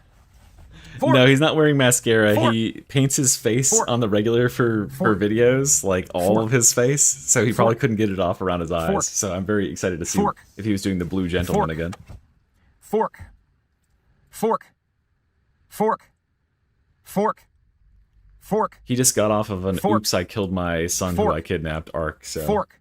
yes, well, Fork. yeah, he paints his face. Fork. really. Fork. Fork. Fork. Fork. Fork. What's going on? Fork. Fork. Fork. Fork. Fork. This has only Fork. been 4 minutes. Fork. That's like I've been here a Fork. lifetime. Fork. Fork. Fork. Fork. Fork. Fork. Fork. Fork. Fork. Fork. There's 300 people watching. Fork. Okay, all right. We're good. Let's just hold on. Just peep. Fork. Are we still doing it? Fork. Fork. Fork. Fork. Fork. 6, Fork. 7. Fork. Fork.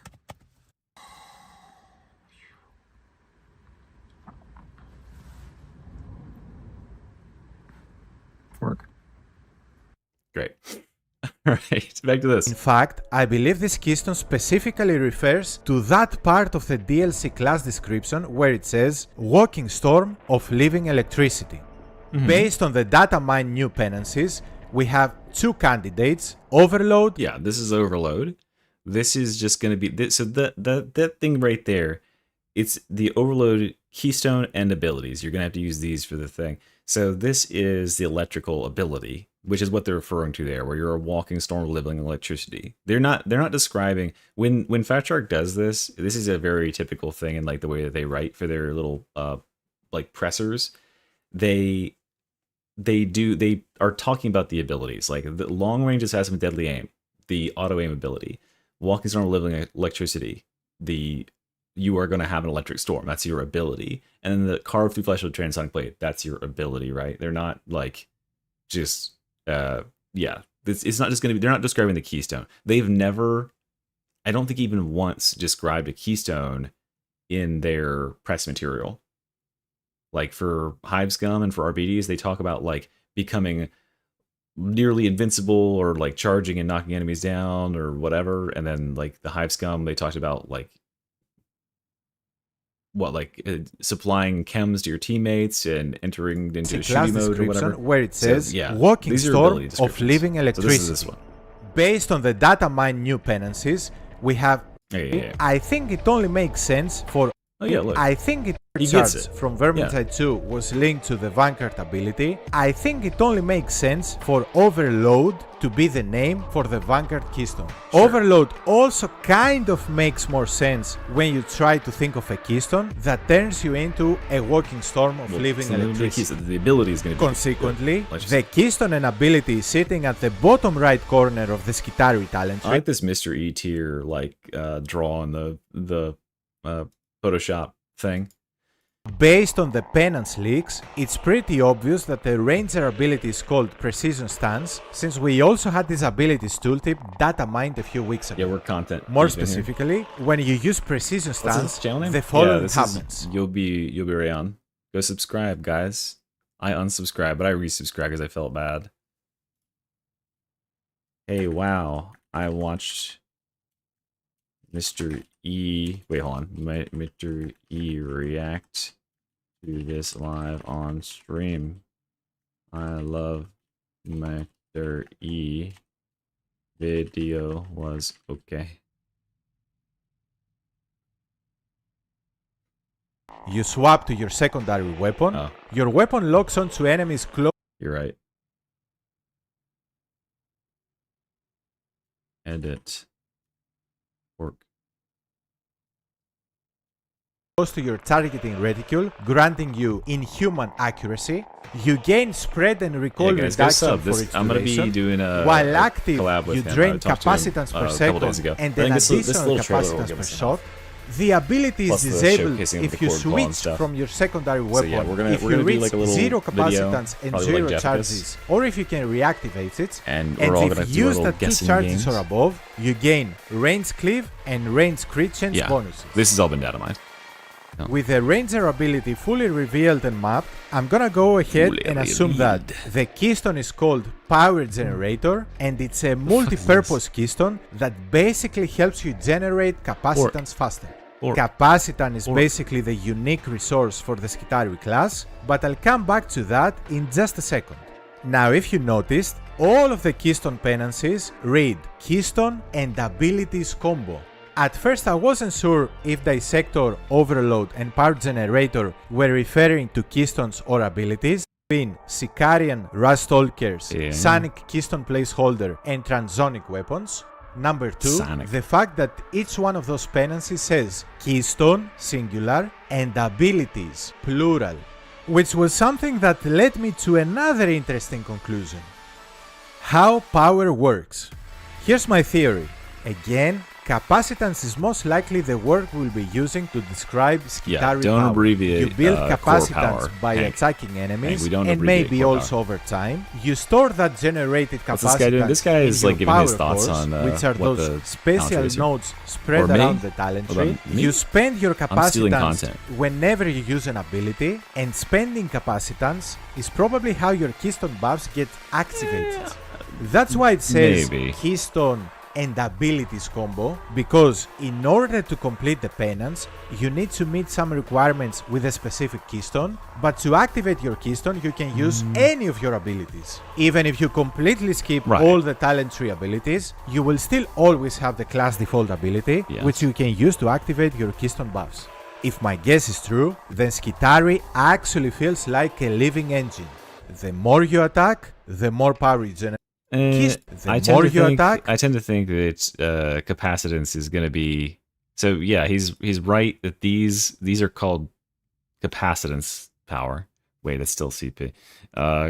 These are your power nodes. These are your capacitance nodes. So this will upgrade, like, I think it's going to have different effects on each ability.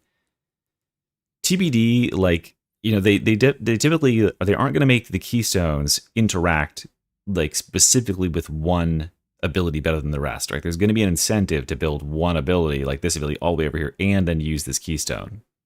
So it's not going to be that this one has to be used with this. There's just going to be a penance for unlocking it together. I don't think that they will. I don't think they'll design the keystones around necessitating you to have a certain amount of like capacitance to use. I think that the capacitance, because it's an ability shaped icon, I think it's directly related to just abilities. I think that these will modify it for sure, but I think that the capacitance is going to either give you more charges. I mean, as we literally saw in the ability for like the sniper thing, I think that the sniper is going to have, where is it? This is what you get with the capacitance, right? So I think the capacitance is like a meter. It's like a battery meter, and you have a certain number of charges. So capacitance is going to determine how long you can stay in that ability. Is pretty much what it was. So yeah, the SKITARII gameplay was like literally 2 seconds. So the abilities Sad combo, face. because in order to complete they the uploaded penance, Price you Trackers need uploaded meet to the some channel. I'll play it again requirements after with a I'm done specific with stealing this keystone, guy's video. but to activate your keystone, you can use any of Hee hee. your abilities. Our point. Even if the more power you generate, the more Right. power you have, the more ability stacks you can use, Yeah, the more abilities, ability stacks you they use, last longer, the is what I more think. keystone buffs you receive, and keystone buffs help you kill enemies to generate more power and repeat the same cycle maybe. again. Maybe something. Truly brilliant. But we're not done yet. I want to talk about the remaining achievement names that we haven't touched on. Weapon malfunction on elite ranged. I think this is could servo either skull be stuff. a SKITARIIan themed neurostatic disruption field caused by the SKITARIIan infiltrator ability, or it could be a Vanguard themed refractor Maybe that. field Maybe. effect Maybe it's like the caused by static. the Vanguard ability. Enemies electrocuted. This could refer to arc weapons, or it could also refer to the Vanguard themed ability, and more specifically to that venting shriek type of augment that discharges your Vanguard shield to damage and electrocute enemies around you. It's like Arc exercise. jumps. This could refer to arc weapons, or maybe a blitz, who knows. Cord Claw kills combo. This one is super interesting. Apparently, there's a data Yeah, mine they just mastery showed, I mean, you get to hear placeholder some for sound Cord effects, Claw, but they really which didn't show means this anything we could didn't know about how actually weapons be added worked. to the game as a standalone weapon. However, I can't tell for sure if it's going to be added on release or later. In fact, no, hold on, wait, what did it say? game as a standalone means this could actually be Nah, added to it's the not a game s- as it's a not a standalone, standalone it's just gonna weapon. be a part. However, I can't tell for sure if it's going to be added Very on yellow. release or later. Hey, In fact, Zoe became the a member. weapon data Or she already mine is a member. called Transonic Claw, while the penance is called Cord Claw, which is technically This the is same thing, but they might be using different names to put it both as a Bernie. weapon He's and ghost something Bernie for else you in the because game you can't at see the the same thing. time. I will make a video with all the weapon data mine soon, so make sure to subscribe. Guys, make sure to Go subscribe. and slashes down an enemy Yeah, this with is what it great is. force. It's just going to be Marcus Kruber's ability, where you just pull it out. Now, it does raise a weird question, is like, okay, like, you know, if this is what your hand is when you're, you know, you're playing with the SKITARII, how do you wield your gun? Like, How do you just swap hands? Like, do you just stick your hand in your pocket of your robe and it just like swaps your hand like you're Iron Man or something, and then you come out with that hand? Or does it like modify? Does it get longer? I don't know. Maybe there's some sort of animation. But yeah, it's an ability. But yeah, it's definitely going to be like a Kruber sort of thing, but it's going to be like a better Kruber because it will like reset and go on. I also tend to agree that, yeah, flamethrower down here because it's going to be like a ranged thing. One of them is a healing one. I think that all the servos can hack. I don't think they're going to make it just like one of the servos can hack. I think that's just a passive they can do when they're in there. It would make no sense if you have a servo that couldn't hack, right? I think that one of them has like gun capabilities, one of them has healing capabilities, and one of them has defense capabilities. So I think this one is probably the one that goes and defends your allies. You can. That's what the this thing is about. Where is it? That's what force field range attacks protection is. I think you can set the drone to go and cast a force field around an ally and protect him from range attacks for a certain amount of time. And then I think that you can also use it to disrupt elites with that. Maybe there is, actually, you know what? Maybe there is a hacking thing. Maybe there is a hacking archetype where like one of these, because if you could hack enemies, if this was a hacking drone, it could go and hack enemies and disrupt their guns. Yeah. Got the PC Gaming Show, and they have the most woke game I've ever seen. I don't know. I saw some like weird art game. Why are you still watching that? Also, why are you saying woke? Who says that shit? All right. Do you think there's gonna hear your thoughts in the comment section? How do you think the SKITARII keystones and abilities will work based on what we've discussed today? I'll just have to talk do to you you think there's gonna be No. a non-servo-scale related blitz too? Let me know in the comments. That's it. And please remember to I like didn't and answer either subscribe of those. because the machine god demands it. Thank you for helping me do the Emperor's work. I didn't answer either of those. All right, well, we'll put fork back on now. Let's all right. So yeah, I mean that's a pretty good thought on it. I tend to think that oh shoot, we were recording. We've recorded all of that, guys. It's all recorded. Okay, let's watch the Fat Shark thing again. Oh, you want me to show? Yeah, we should. Yeah, let's just continue the Ogre video, and then we'll just like act like that didn't happen at all. Let's watch the Fat Shark thing again, and then I'll show. Well, I'm supposed to show my what character? Like this character. This. Okay, here we go. Easy re-upload. Yeah, re-upload the whole thing. It's stealing that guy's content is in the middle of the Ogre video. 45 minutes.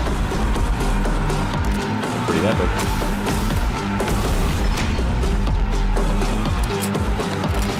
Full VODs? You already get. What do you mean full VODs? You get full VODs already.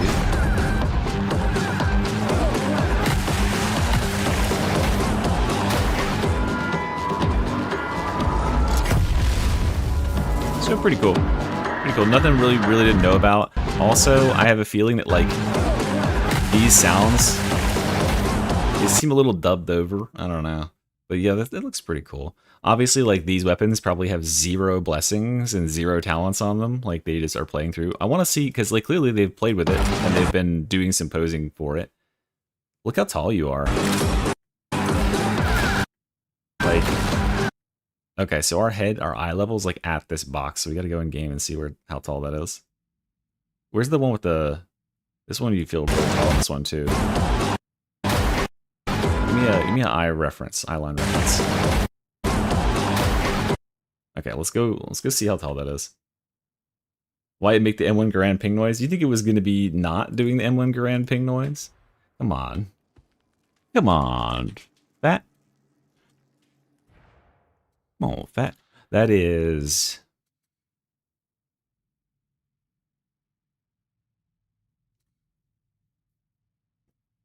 What is that fucking map called? There it is. It's Enclave in Barros? Is that Enclave in Barros?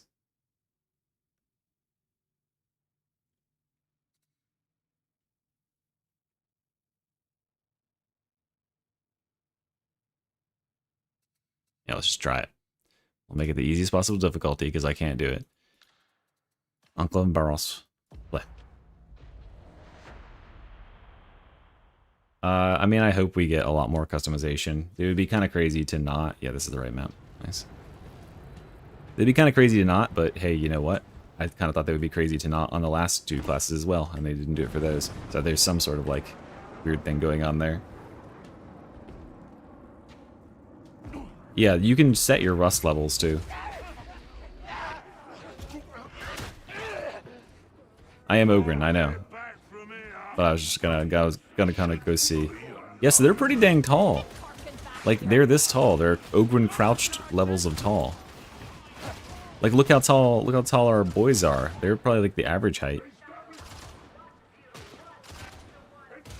Yeah, they were like at the eye level of the top of the thing there. So yeah, they're supposed to be like, I think they're probably gonna be like 7 feet tall. You know, the minimum height where you're an attractive male. You? Oh my god. Got him. Okay, cool. Alright, let's get back to making that video a little taller than Crouch Ogren. Yeah, I'm the tallest height Ogren, so like the minimum height Ogren, they're probably equivalent, right? Is how I would sort of imagine. Alright, let's get back to what we were doing. They've said that from now on they're not wiping skill trees. They've managed to find a way so that, like, if they do make what? Why am I swinging? If they do make changes to the skill trees, that it will, like, the system will do its best to take, like, nodes that are similar to what you had. So you'll, like, end up with, maybe it'll only, like, reset, like, 1 or 2 nodes, but it'll keep most of it. Because previously, like, what was happening is they were changing the nodes, like, they were basically, in order to, like, nerf or, you know, buff something, they more or less just had to change the node itself. They removed the old node and they added another one with a different thing. Yeah, they probably had the max height. I think the one next to him was probably the, like, the default height, or maybe the minimum height, because, like, that was looked about the height of my bots, right? So that's how I think it was. Okay, fuck. I don't remember, like, how we got interrupted. Was it... Well, here, I'll just do the 10 through whatever again. I'm making content. Okay, cool. All right. That's all done. Okay, so, yeah. Okay, so now you are at level 10, right? We have all of our weapons selected, and we aren't going to change these weapons for the rest of the time. We are going to stick with Power Maul, and we're going to stick with Grenade Gauntlet all the way through the end game. Level 6 for the Power Maul, level 4 for the Grenade Gauntlet. When you're leveling these things up, and you're going to your Masteries tree, the ones that you want to be targeting for blessings here, go for Skull Crusher first, as far as blessings on the Power Maul. And then for blessings on the Grenade Gauntlet, go for Pinpointed Target first. But if you're just going to carry these on to the end game, which I would definitely recommend, just take this and just literally just screenshot it right now. Literally just copy this down, take a picture, and make that be what your weapons look like when you're entered into the end game. Also, as you're on your way to level 10, make certain you are picking up that first curio at level 8. Get the 10% extra experience on there.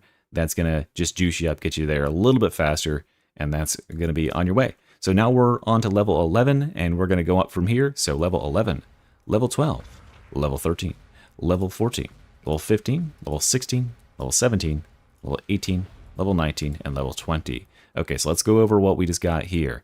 Now, right here, we just got our ability, Loyal Protector. This ability is super, super, super strong.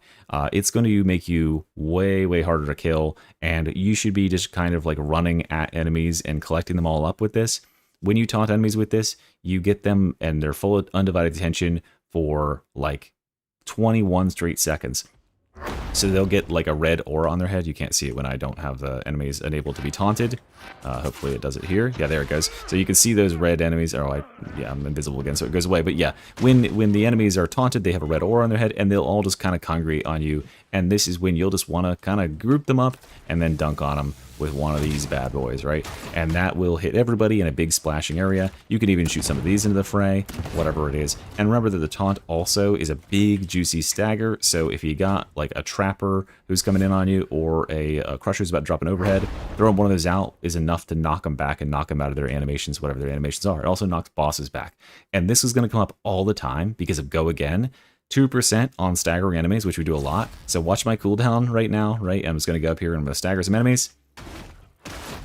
Look at the cooldown, right? This is without our additional cooldown. So if you just have enemies around and you're just doing this, it's so stupid. You get this up so fast, so you will constantly have this cooking. Just get in the fray, stagger stuff, be up there. I think you even get it just from like dodging at enemies, don't you? Yeah, just from dodging and pushing enemies over. That counts as staggering for light enemies. So yeah, you can just juice that and get it up all the time. Just be always taunting. Do not sit on this ability at all. Then we're going to come down here and we're also picking up Batter. Really, really powerful talent. Allows us to build up bleeds, which is good for bosses. It's good for just pumping extra damage out. Just open up every attack on an enemy with a heavy attack is generally the way I do it, or a power attack, because heavy attacks give 4 stacks of bleed versus the 1 that you'll get from light attacks, and that will just scale really, really well with that Skull Crusher blessing that you absolutely should have on this mace at this point. By the way, yeah, to emphasize that again, as soon as you possibly can, upgrade this Power Maul to blue and get the Skull Crusher blessing on this thing, because it is such a powerful, powerful freaking talent.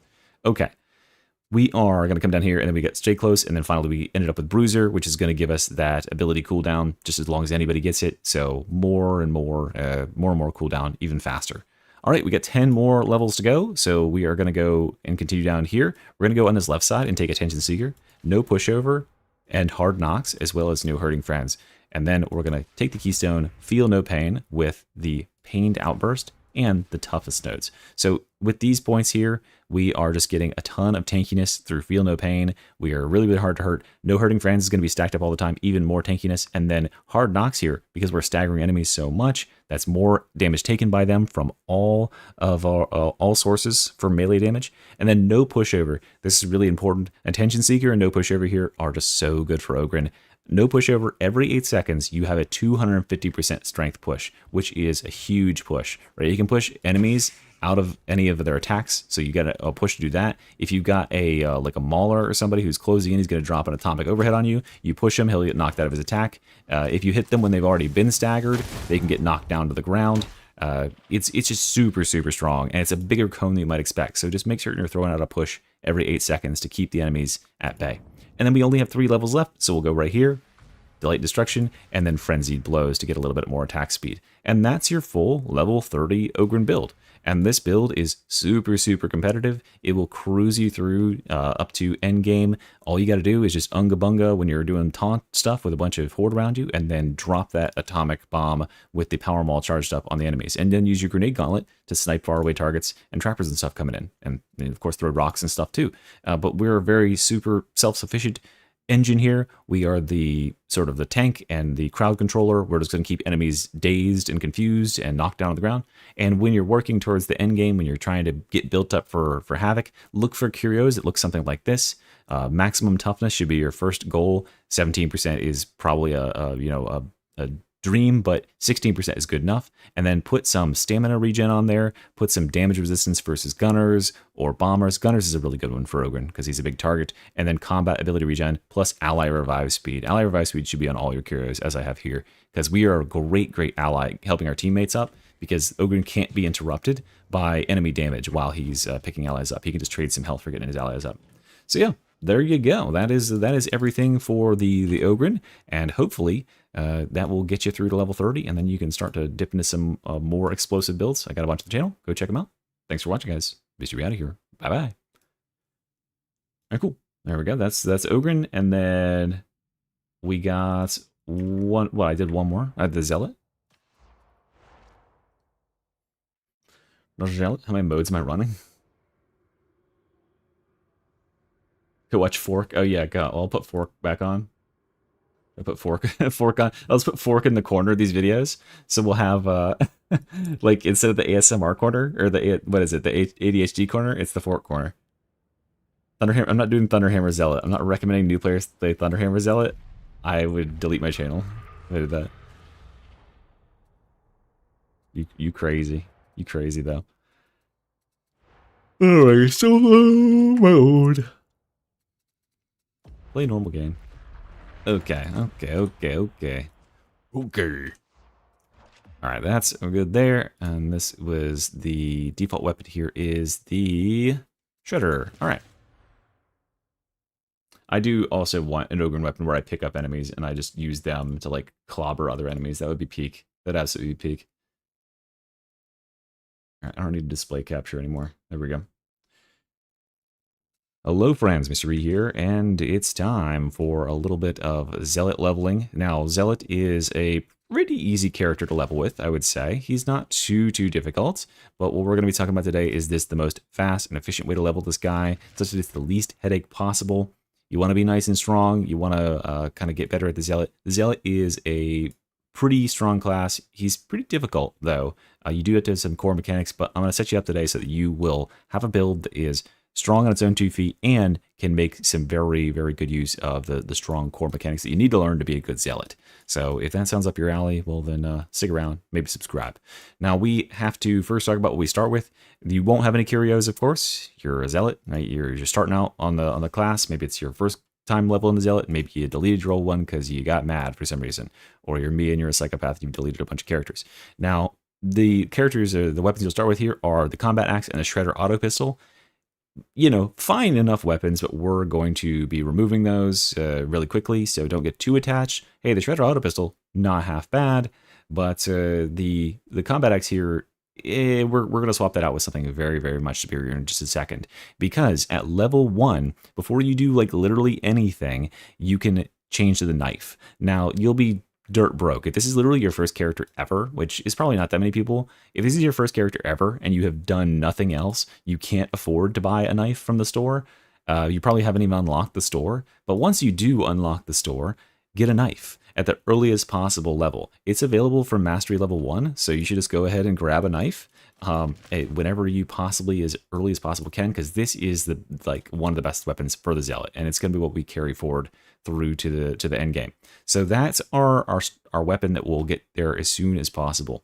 Now let's talk about talents. We're going to break this down 1 to 5, 6 to 10, 11 to 20, and then 21 to 30, just like we've done with the other characters. And hopefully it's nice and simple. And our ultimate goal is to end up being a charge Zealot, although you could very easily convert this into being a chorus Zealot with almost no differences, and I'll show you how you do that as well. Because if you don't feel like you're up to the snuff in terms of dealing damage, if you don't feel like you're contributing enough damage moment to moment, if you're self-conscious about that and you want to start getting into in-game content, you can be a chorus Zealot and be very useful as long as you have good positioning and awareness.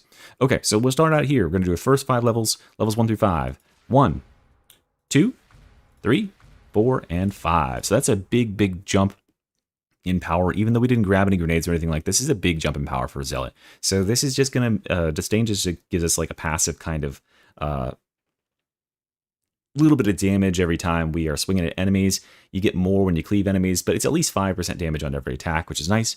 Enemies within, enemies without, great for new players, great for all players, because generating toughness per second, up to 7.5% per second, just a nice passive regeneration of toughness when enemies are near, which is generally when you want to get your health back, right? Second wind and dodging in general is really important for the Zealot. And that's one of the reasons why we're using the knife here, is because the knife, unlike some other weapons, which, like maybe you saw the RBD's video, but the RBD's just staggers enemies. They can't do anything. But the knife, it doesn't really stagger enemies. It just, they're just there. They still are doing that. So they'll get to swing at you while you're stabbing them. But that means that you need to practice your dodging.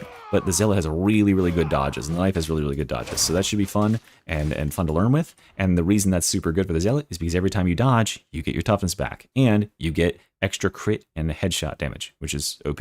And then Purge Gen Clean over here, great for bosses, great for trash, 2 more of the more challenging things that you're going to encounter at low levels.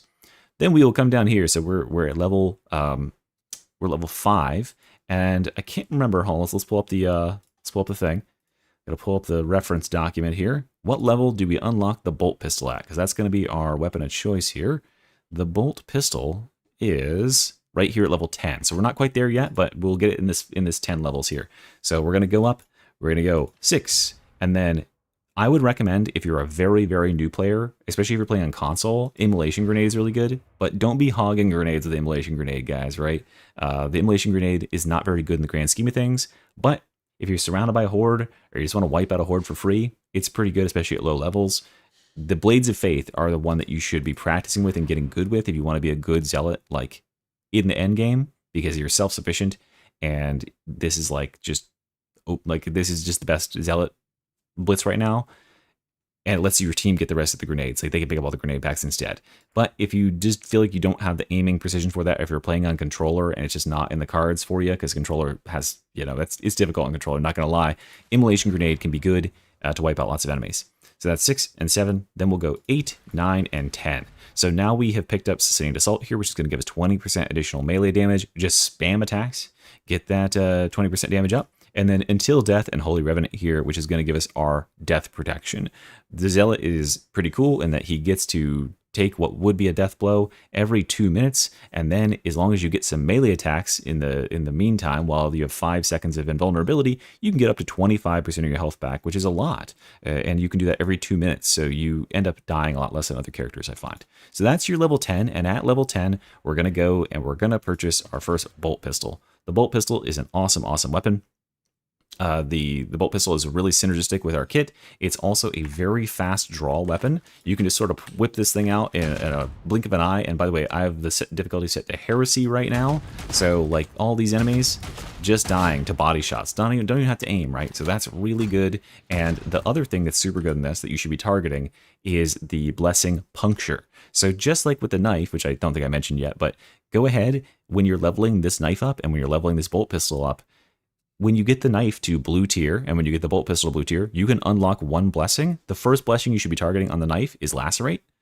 The first blessing you should be targeting on the bolt pistol is Puncture. So yeah, go over there, go into blessings, and then put as many points as you can into Lacerate. You'll have to go round robin, but get the most in Lacerate and try to get that maxed out as soon as possible, because bleeds are super strong on the Zealot, as we'll say. So that is synergistic with the kit, because we can get even more bleeds from ranged. And if you're looking for a good setup to kind of like run the game here, I don't know why this has flak armor on it, but this would be a pretty good setup for a knife. Except for this should say Carapace, but instead of flak, do Carapace on the knife.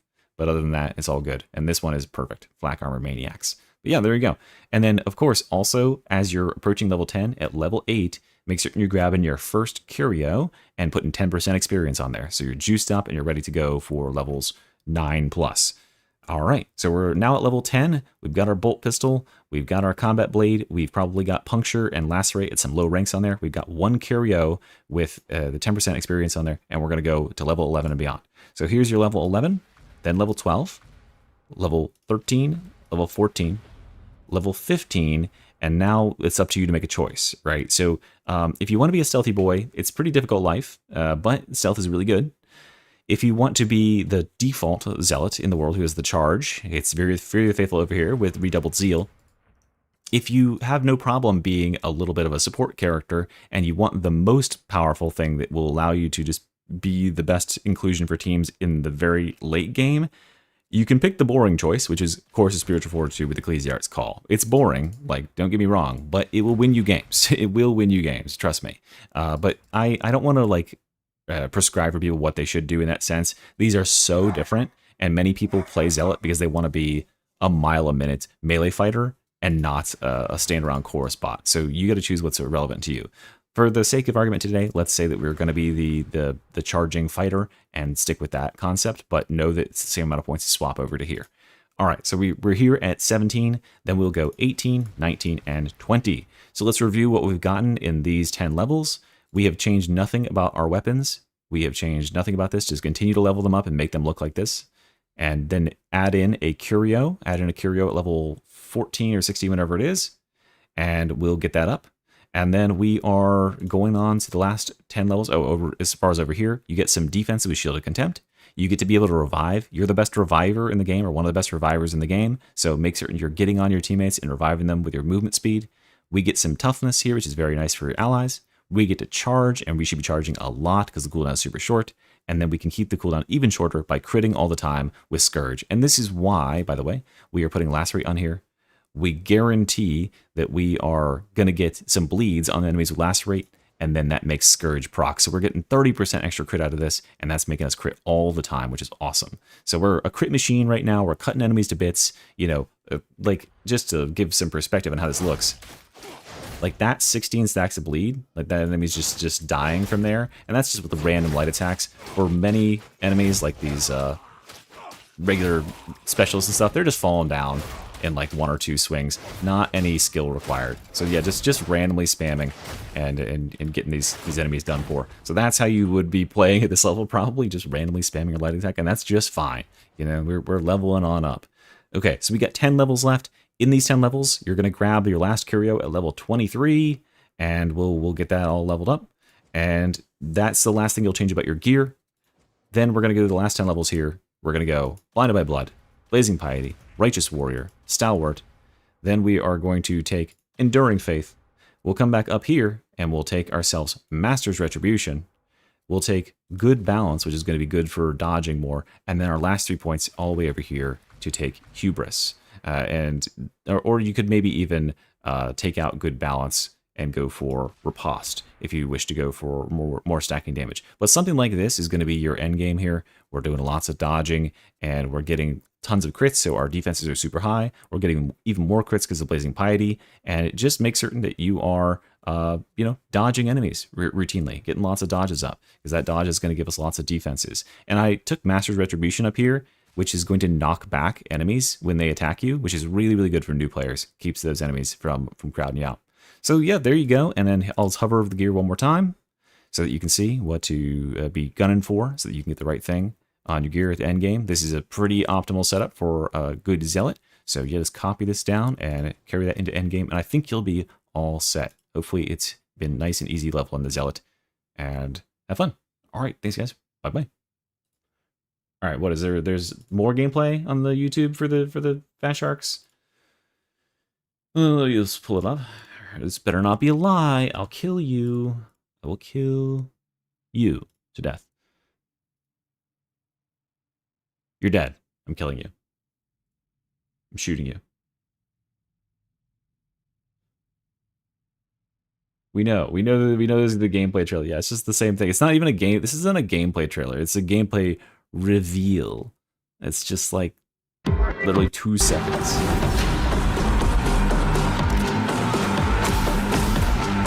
Oh, you can't even see it. Because I just blocked it. No, I'm not going to check out the trailer for Shroom and Gloom.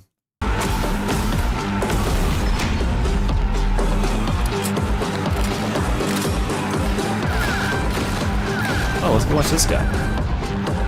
This is Miter E. Wonder if that weapon's gonna suck. Analyzing.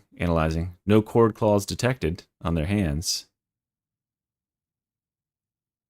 I was really hoping. I like how they put them outside in Expeditions. Yeah, right, anyone's gonna play Expeditions. Idiots. I mean, there's something for LFG guides? I don't know. What's an LFG guide?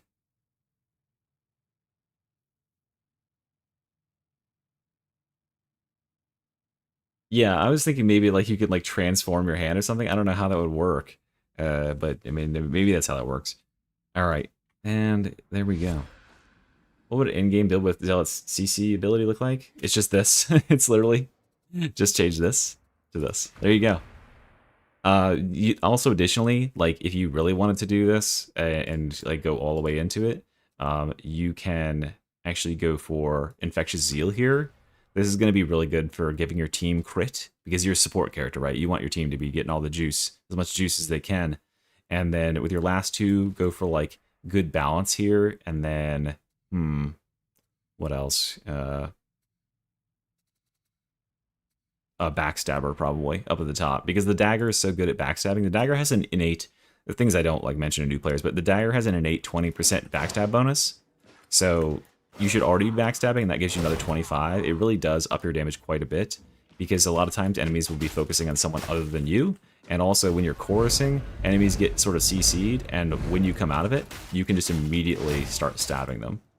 And you can force your way out of it by doing a push stab, so you can immediately hit them and get them in the back and get some big damage. So yeah.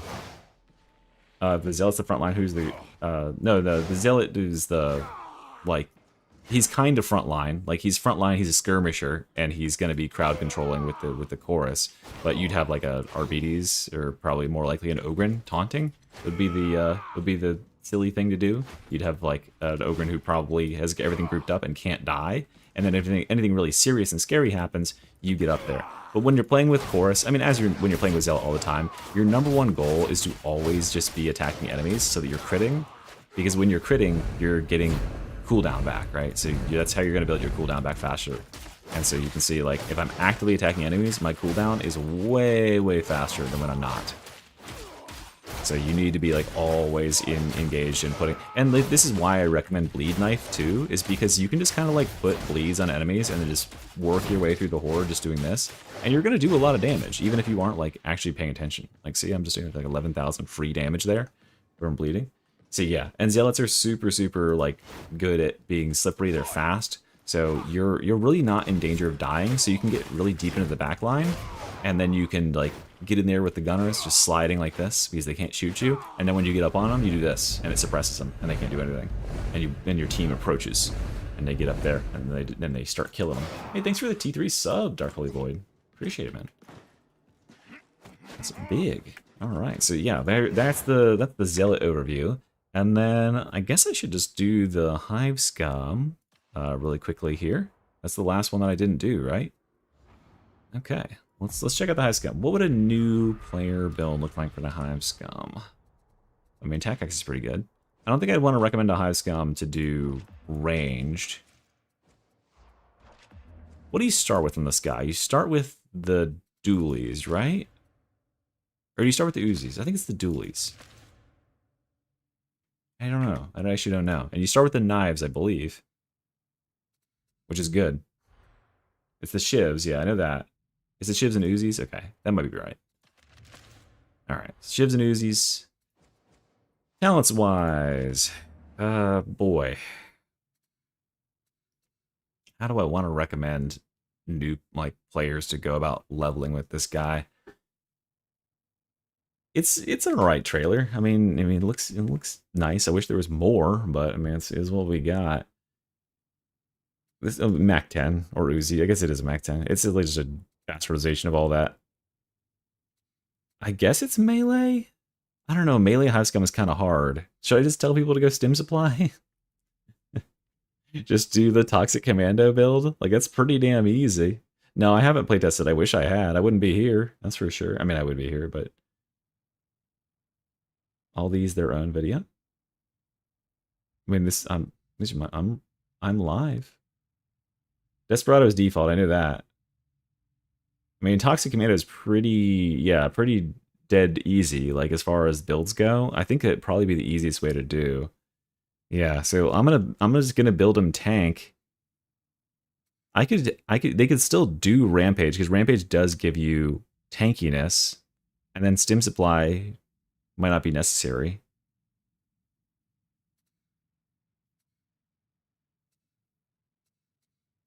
Let's see. Okay, so, I mean, we do this. My assumption is... my assumption is that, like, we're doing Bonesaw. Bonesaw's by far the easiest weapon to play with on this character. Secondary weapon, we do the Needle Pistol. That's by far the easiest weapon there. And then we would just go... Burst of Energy, melee. Toughness. Let's build up the base here, and then we'll go from there. We should do the Chem Grenade. The Chem Grenade is probably better for new players.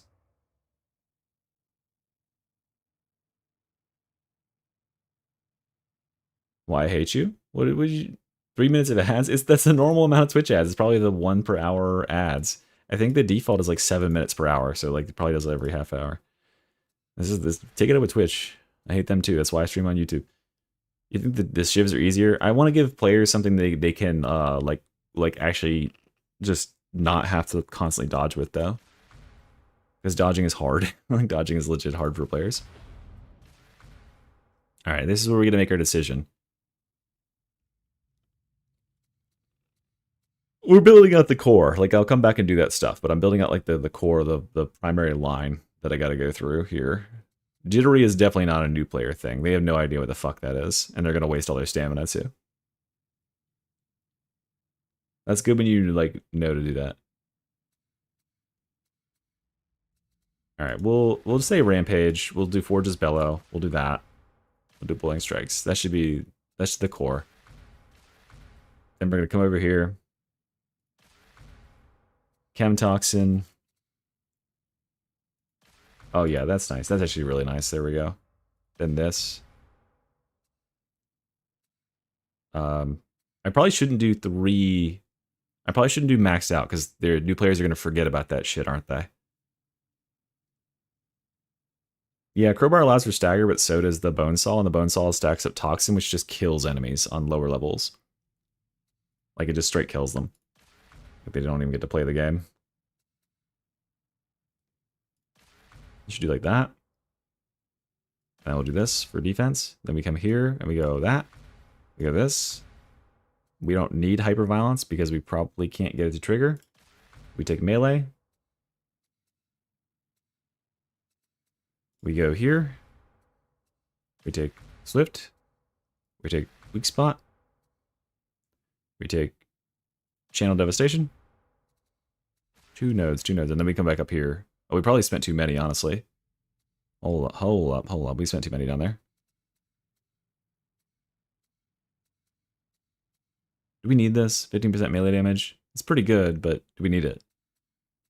We probably don't need Pickpocket either. I don't think we're spamming that much. Yeah, I think Tertian Welcome, just so we overpower a good amount of stuff.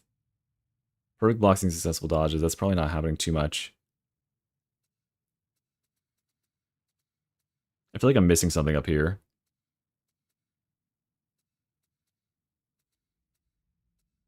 Should we just do Nimble? So the dodges are better? Are players dodging?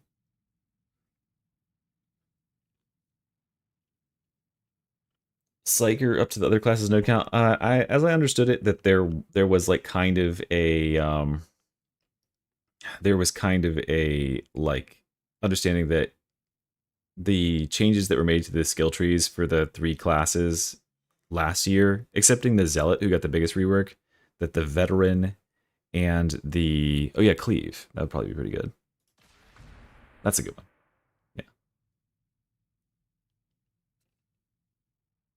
That would probably be a good one. Actually, I don't know. This weapon doesn't really have a whole lot of cleave. Would I just do dodge distance because players at this level are like unga bunga brained and they just want to dodge? Because this will help you dodge backwards accidentally away from stuff.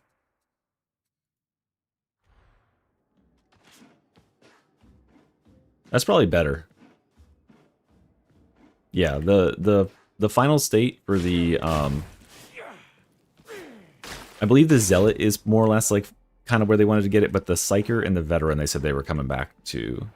It'll be too much for new players? Well, that's how much they expect it to be, because they're trying to get out of the way of a Crusher who's about to overhead them, and they do this. They will ledge themselves. The left down there in the middle. Don't tell me it's hyperviolence, because I can't trigger hyperviolence because I'm using the Bonesaw. Not this.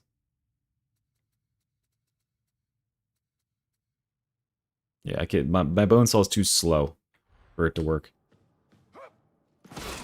Like, you're not going to be able to really chain between enemies within 1 second to get the juice there.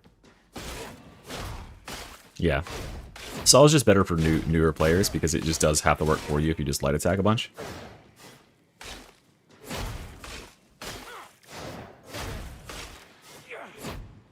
That is true, yeah. Dodging off a slope or something with the extra dodge is pretty juicy. Whee!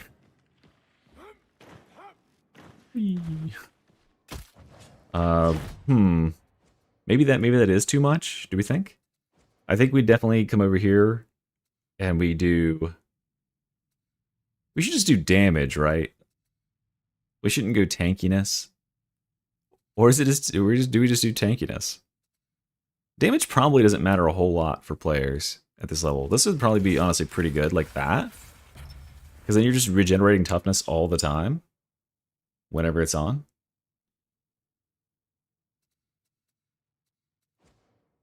Yeah, Nimble's probably better for melee. Okay, we can do that.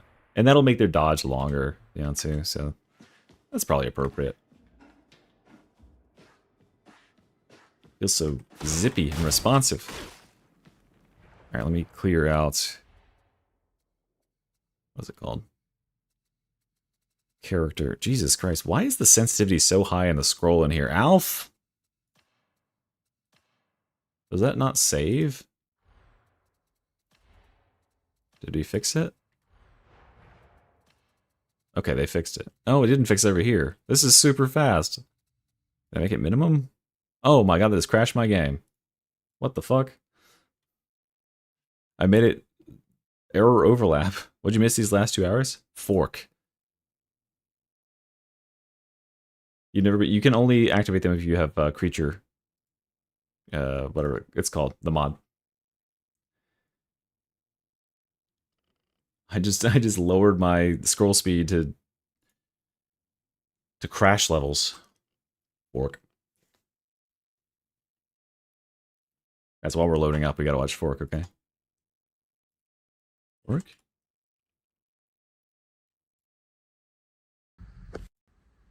Fork. Fork. Fork. Fork. Fork. Fork.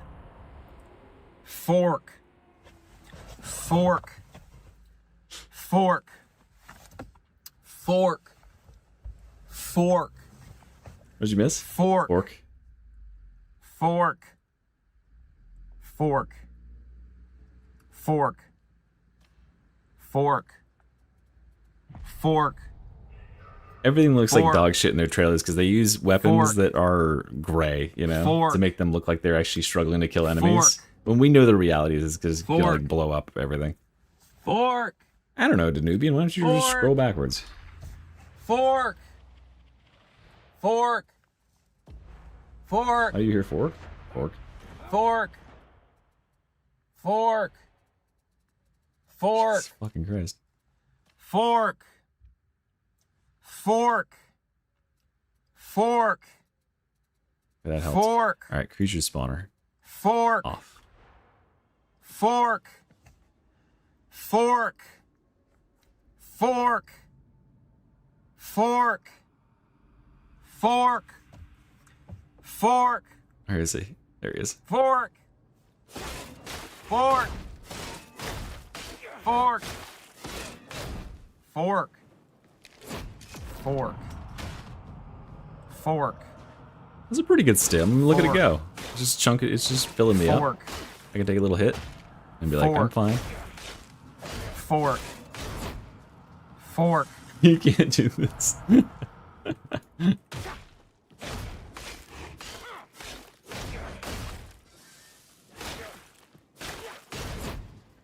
I guess the way you would actually do it is like this. Yeah, that's a little bit easier. Balanced toxin here. just clowning on bosses. What's a boss look like at this level? Oh, we can even. It wasn't even like ulting. What happens if we ult? There's Chaos Spawn. I mean, this is heresy, so granted, that's the case here. Oh, we got the juice up. All right, get him.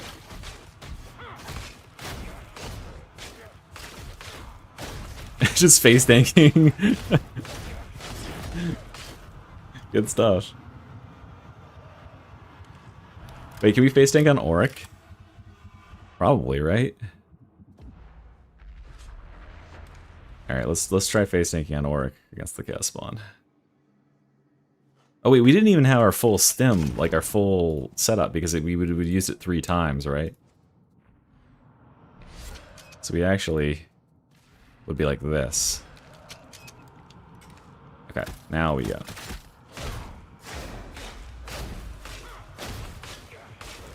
It just breaks him. Oh, I'm not on purple. Whoops. My bad. Oh, I'm set. Oh, hold on. I'm set to invulnerability. That's what's going on here. That's the only reason that was. It definitely isn't stupid either way. Alright, there's invulnerability off. Reload my gun. Purple weapon. Okay, there we go. We do this. Oh, I don't have my stim going. He just... His fucking brain is just not functioning. What is he doing?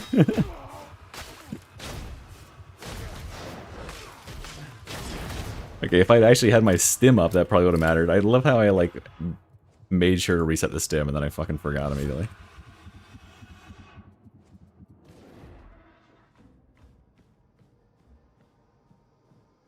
Alright.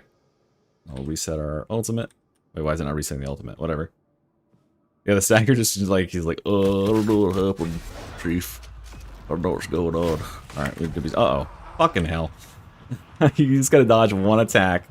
Just one attack, you gotta not fuck it up, and I missed it. You're doing homeworld? Homework? Homelander? Orc. Alright, here we go. I have this. I must have the stim, it just shows that I don't for some reason. Alright, so I'll spawn the boy. I'll stim. I'll do this. My ult wasn't up. Oh wait, it was up. Why didn't it knock him back? Huh? It's glitched. Oh, it's glitched. We're fucked. Everything's fucked. My ult, like, didn't work. Like, I could actually get a legitimate, like, run on this. Okay, cool. Yeah, Homelander's got a nice smile. I don't understand why people don't trust the guy, you know? Oh, it pulls out my melee up, and I didn't realize that. Oops. Okay, there we go. Now we can just face tank him. If he didn't push me back, I could actually get hits in. Oh, I'm invincible again. I'm invincible.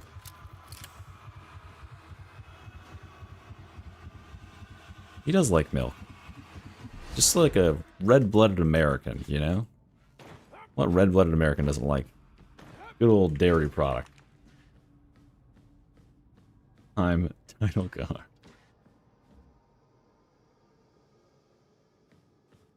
Alright, what if we like put ourselves against a wall so he can't push me back? And then I just like face tank him there. That's probably like this is the meta right here.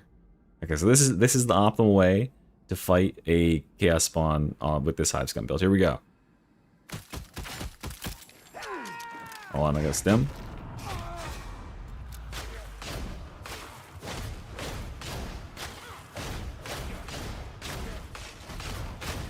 Yeah, that's so much better. He did 4 damage to us. I dodged 1 attack. That's on Auric, by the way. Auric difficulty. Good stuff. Yeah, I'll say that I think the nerf to Toxin was a little bit too much, guys. It's not powerful enough anymore. It was 30% more powerful before. Phew! Dang, okay. So, that build works. Confirmed. We will go back to Heresy. Alright, so that's the goal. Alright. Let's just imbue this in our mind. Okay, cool. Reset. Reset. Let's go learn what levels these things unlock at so we can act like we know a thing about the Darktide. This. Then this. Well, I couldn't even recognize Hive Scum. We unlock the Bonesaw at 14. Oh my god, dude. That's forever away. At least the shivs are good.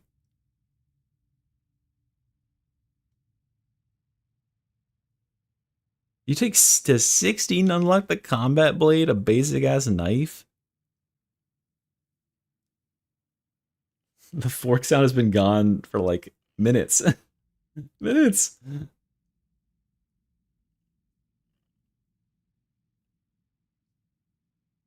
I guess, but like, what's the point in like, 4% attack speed? We're already sitting at like a bunch. I feel like I didn't need an extra attack speed. I'd rather just have more cooldown on my stem. And remember, like, new players are gonna forget about their stems all the time. Oh yeah, talents. Okay, there we go. All right. Hello everyone, Mr. E here, and it's time to talk about leveling the Hive Scum. Now, this is a tricky one. Hive Scum is notoriously a pretty difficult class for new characters because much like the Psyker, he is kind of a glass cannon. He relies on being able to dodge and evade damage for the most part, and the problem is that he doesn't have the Psyker's strength of being able to use magic to just kind of wish everything out of existence. He has to kind of get his hands dirty and get up there and do some of the killing. So we are going to do our absolute best today to not legitimately play the game and just kind of offload the difficulty onto broken mechanics. And therefore we can just trivialize leveling. That's the goal anyway. It does take a little while to get going with the high scum because a lot of his weapons that we want unlock a little bit later on, but we'll be fine in the first levels because shivs are awesome and dual auto pistols do fine as well. So this is what you're going to start with here. You'll start with some shivs, obviously not orange, and you'll start with some gray auto pistols. Great. You'll have no curios, of course. If you are leveled in another character and you have a bunch of money in your bank account, great. Go ahead and use that to your heart's content and just, you know, max level like a knife or something, throw it in here. But, you know, we're going to assume that players, for our purposes today, are brand new to the game and they're just choosing Hive Scum as their first character. Welcome to Darktide. You're about to get your ass kicked. Okay, so we're going to start out here with the talent tree, where you're going to go 5 levels at a time. As far as what's going to happen over here for the first 5 levels, nothing. So don't worry about that. We're going to come here to the talent tree, and remember that every time you level up as the Hive Scum, I think it's every 5 levels, you get 5 points to allocate in this tree, which is the Stim Lab, which will be important to take note of. So our first 5 levels on Hive Scum are going to be up here with Precision Violence. Then we'll take Burst of Energy. Then we'll take Toughness. Now, I think we should also then take Chem Grenade, and then 'Tis But a Scratch. That's 5 levels. We have a ton of toughness now. We are actually very, very difficult to kill because all we need to do is Unga Bunga swing at enemies, and we're good on melee front. If we get hurt in some real way and they break our toughness, we get 50% of it back, and then we get a bunch of flat toughness. We got the Chem Grenade, which is an awesome area denial tool that just spends 15 seconds sitting on the ground killing everything that walks into it. So if you are in a situation where it's like dangerous and you need to get rid of a bunch of stuff for a long time, throw this down and just, like, you know, eliminate all of it. And then we will come over here to the talent tree, the Stim Lab, and grab this node right here. I believe you'll only have enough for 1. I can't remember how much you get. Whatever you get, we're going out this way. So just whenever you get them and you can allocate them, just come on and go in this direction. And that's our ultimate goal with this build. So I don't remember what levels you unlock talent points for the Stim tree at. You tell me. Okay, that's 5 levels. Nothing has changed over here. Let's go from levels 6 to 10. We are going to go 6, the number after 6, 8, 9, and then you can choose which one you want here. Whether you want the Boiling Blood, which is going to extend your rampage more, or whether you want to knock stuff back on cast. I would say Boiling Blood is probably the best here. So we're going to get a nice, powerful Rampage. Rampage is a really, really strong ability. It has a pretty dang short cooldown as well, base cooldown of 30 seconds, and you just need to be going and hitting enemies, right? That's all you need to do. So with the shivs, just activate this bad boy, get into combat. Oh wait, that's the wrong ability. It didn't change. That's the Desperado ability. You can tell because my screen is like all blue instead of being all red. So this is what your screen will look like, and then you'll just do this. Just go into combat like that. If you see something big, do one of the do the heavy attacks, and that's it, right? And you can use your stim whenever you really need to, but at this level, your stim is not really doing anything. So there's almost no reason to use it at all. That being said, let's move on from there, and we have to go for the next 10 levels. So we're at level 10 right now. During that level 10, by the way, at level 8, pick up your first curio, put 10% experience on it, put it right here, and get it to blue rarity and get that 10% experience on it. So that's what we're doing in the first 10 levels. Really nothing much over here. But we've got our Stim Lab. We're going this direction. We're going out to here. This is our ultimate goal, is right there. So whenever you get those talent points unlocked, put them in there. And then over here is what this looks like on this side. Okay, so now we need to go forward another 10 levels. We're going to come this way. We're going to go 1, 2, 3, 4, 5, and then 6, 7, and we go 8, 9, and let's put one more somewhere. I don't know, 10. Doesn't really matter. Oh no, but let's do it up here. Let's do Pulverizing Strikes. Sure. We want to get this keystone. This keystone is really, really good for our purposes, because also in these 10 levels, from levels 11 to the to 20, we are going to unlock our 2 weapons that we're going to swap to. So we are no longer playing with the shivs and the dual auto pistols. We are swapping both of these out. We're swapping to the bone saw, which becomes available at level... Where is it? Where is it? Where is it? It's somewhere here. I can't see it. I'm blind. Help. It's literally just not here. Oh, it's an exclusive. 14. There it is. Level 14 is when you'll want to swap to the bone saw. And then at level 18, the needle pistol, which is the second one we'll pick up here. So by level 20, you'll have both of these equipped. Just do this as soon as possible. And what you'll need to look for on these weapons here, for the bone saw, I don't know what that bone saw has equipped on it. For the bone saw, this is the setup that you'll want to be targeting here. So the first thing that you really want to get on this bone saw is the shred blessing. This is going to boost your damage a lot because crits are really, really good on this class for a number of reasons. And this gives you a bunch of shred. This will allow you just to walk up to enemies and just go unga bunga, light attack spam, and kill 95% of them. And that will be the first blessing you pick up when this weapon is just still blue and you're leveling it up. Over here on the needle pistol, literally just get a needle pistol, almost nothing matters. Like this gun is so overpowered that it almost doesn't matter what you equip on it.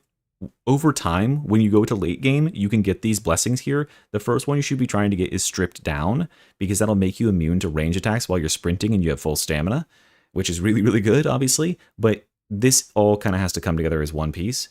Note that for the needle pistol, by the way, your damage literally doesn't matter. The damage on the stat there, it is only the direct damage of the needle. It has nothing to do with the actual like damage of the toxin itself. So yeah, just keep that in mind, that you can have a minimum damage. Honestly, needle pistol is such a broken weapon that you could get any stat line for this thing and just it'd be fine.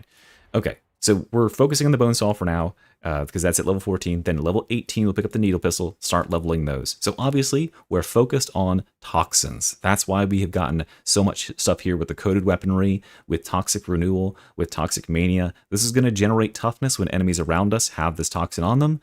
This is going to generate more damage for us when enemies around us have the toxin on them. This is going to make enemies take more damage when they get the toxin on them. And then our chemical dependency is what we want to be using our stim for. So this is a thing you'll have to train your brain around when you're playing Hive Scum. This is probably the hardest part about playing Hive Scum, other than like, you know, dodging or whatever.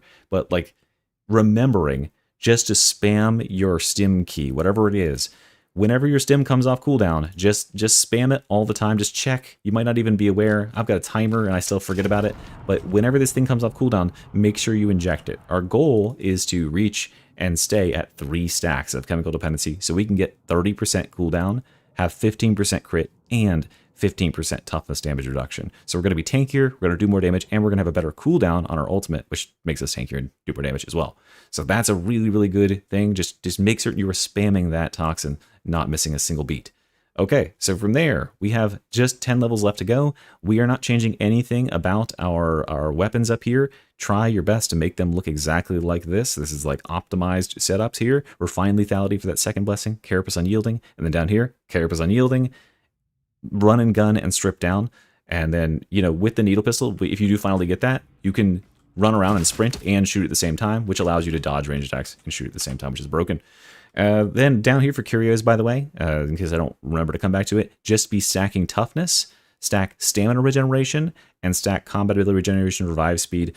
Working on curios, getting them maxed out is something for the deep late game, so don't really worry about it. But remember to pick up this one at level 16 or whatever it is to get that extra 10% of the experience so we can level up. And of course, probably put a couple more points in this wherever we're at. I have no idea.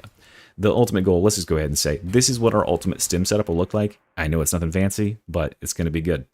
Okay, so from there, we have only 10 points left to go. So we are going to come back over here to this middle tree, and we're going to come down here, and we're going to grab Hive City Brawler. We are also going to grab Street Tough, which is going to allow us to knock back enemies that hit us. We will take Punching Above One's Weight here.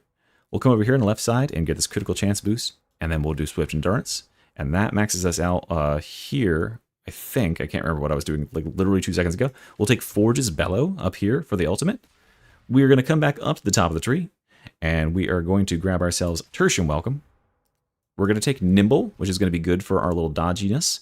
And then I believe I actually ended up taking these when I was sort of theory crafting this. So yeah, let's take these two here, Channel Devastation and Sweet Spot, because it's pretty dang easy to hit headshots on this weapon. Now note, if you are a Hive Scum fan, I'm not taking Pickpocket. I don't think we're spamming the needle enough to use that, and you're playing in regular difficulties, so it's like not really that ammo constrained anyway. So yeah, we can just do this and get a lot of extra melee damage, a lot of extra weak spot damage, juicy stuff.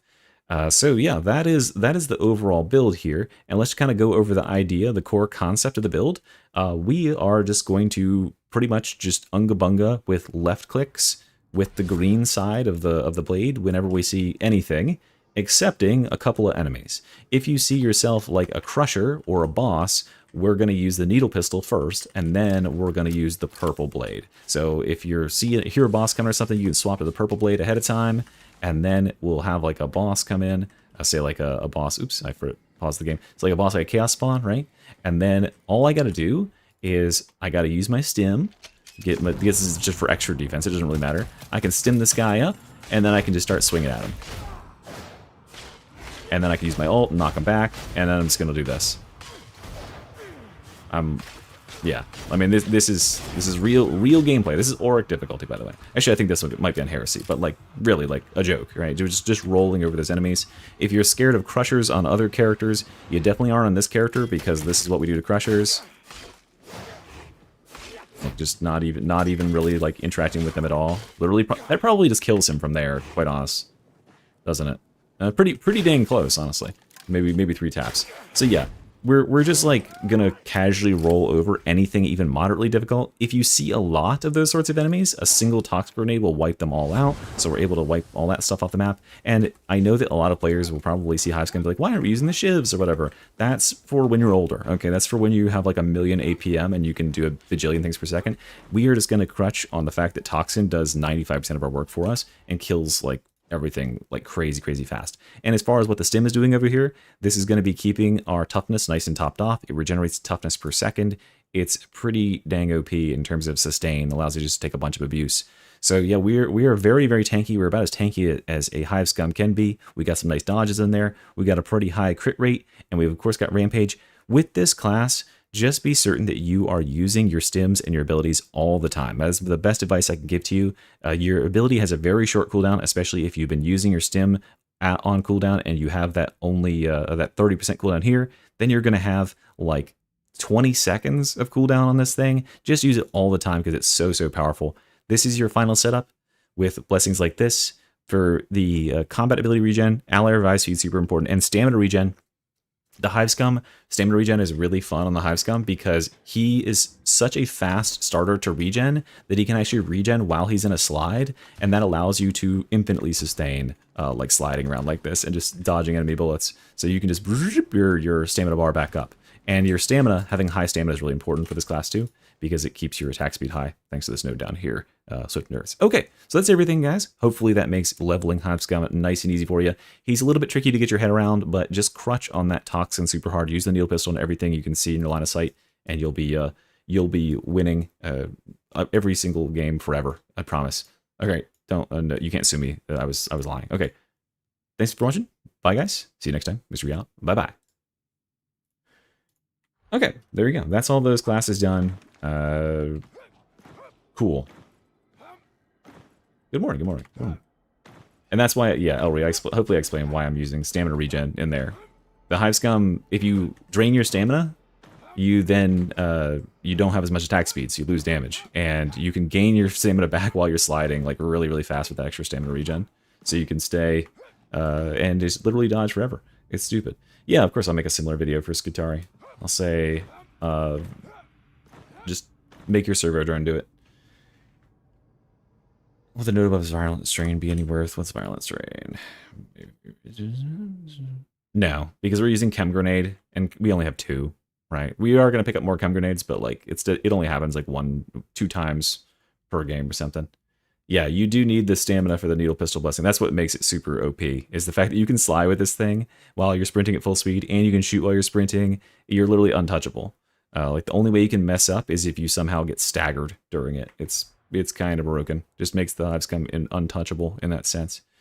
Okay, all right. So that's pretty much everything I had for that. Those are nice and recorded. No, there's nothing like extra at the showcase. It was literally just like a little bit of a teaser. They showed some of the gun shooting and stuff. There's nothing really. You're not missing too much in terms of the old SKITARII content, unfortunately. All right, well, I am gonna go edit those videos, guys. I'm gonna go make that into a thing and start to upload this to the channel. And I want to try to get in contact with Yobi since we stole his video and do a little collab with him as well. So I'm probably gonna head out, and you guys have a good one. I won't stream tonight, so you can have plans. You guys can contact your friends and loved ones for once, and I'll see you hopefully tomorrow night. I think I should be good for tomorrow night. Okay, guys. All right, have a good one, everybody. Thanks for watching. Thanks for hanging out with me. It was fun. All right, I'll see you next time. Make sure you're out of here, guys. Bye bye.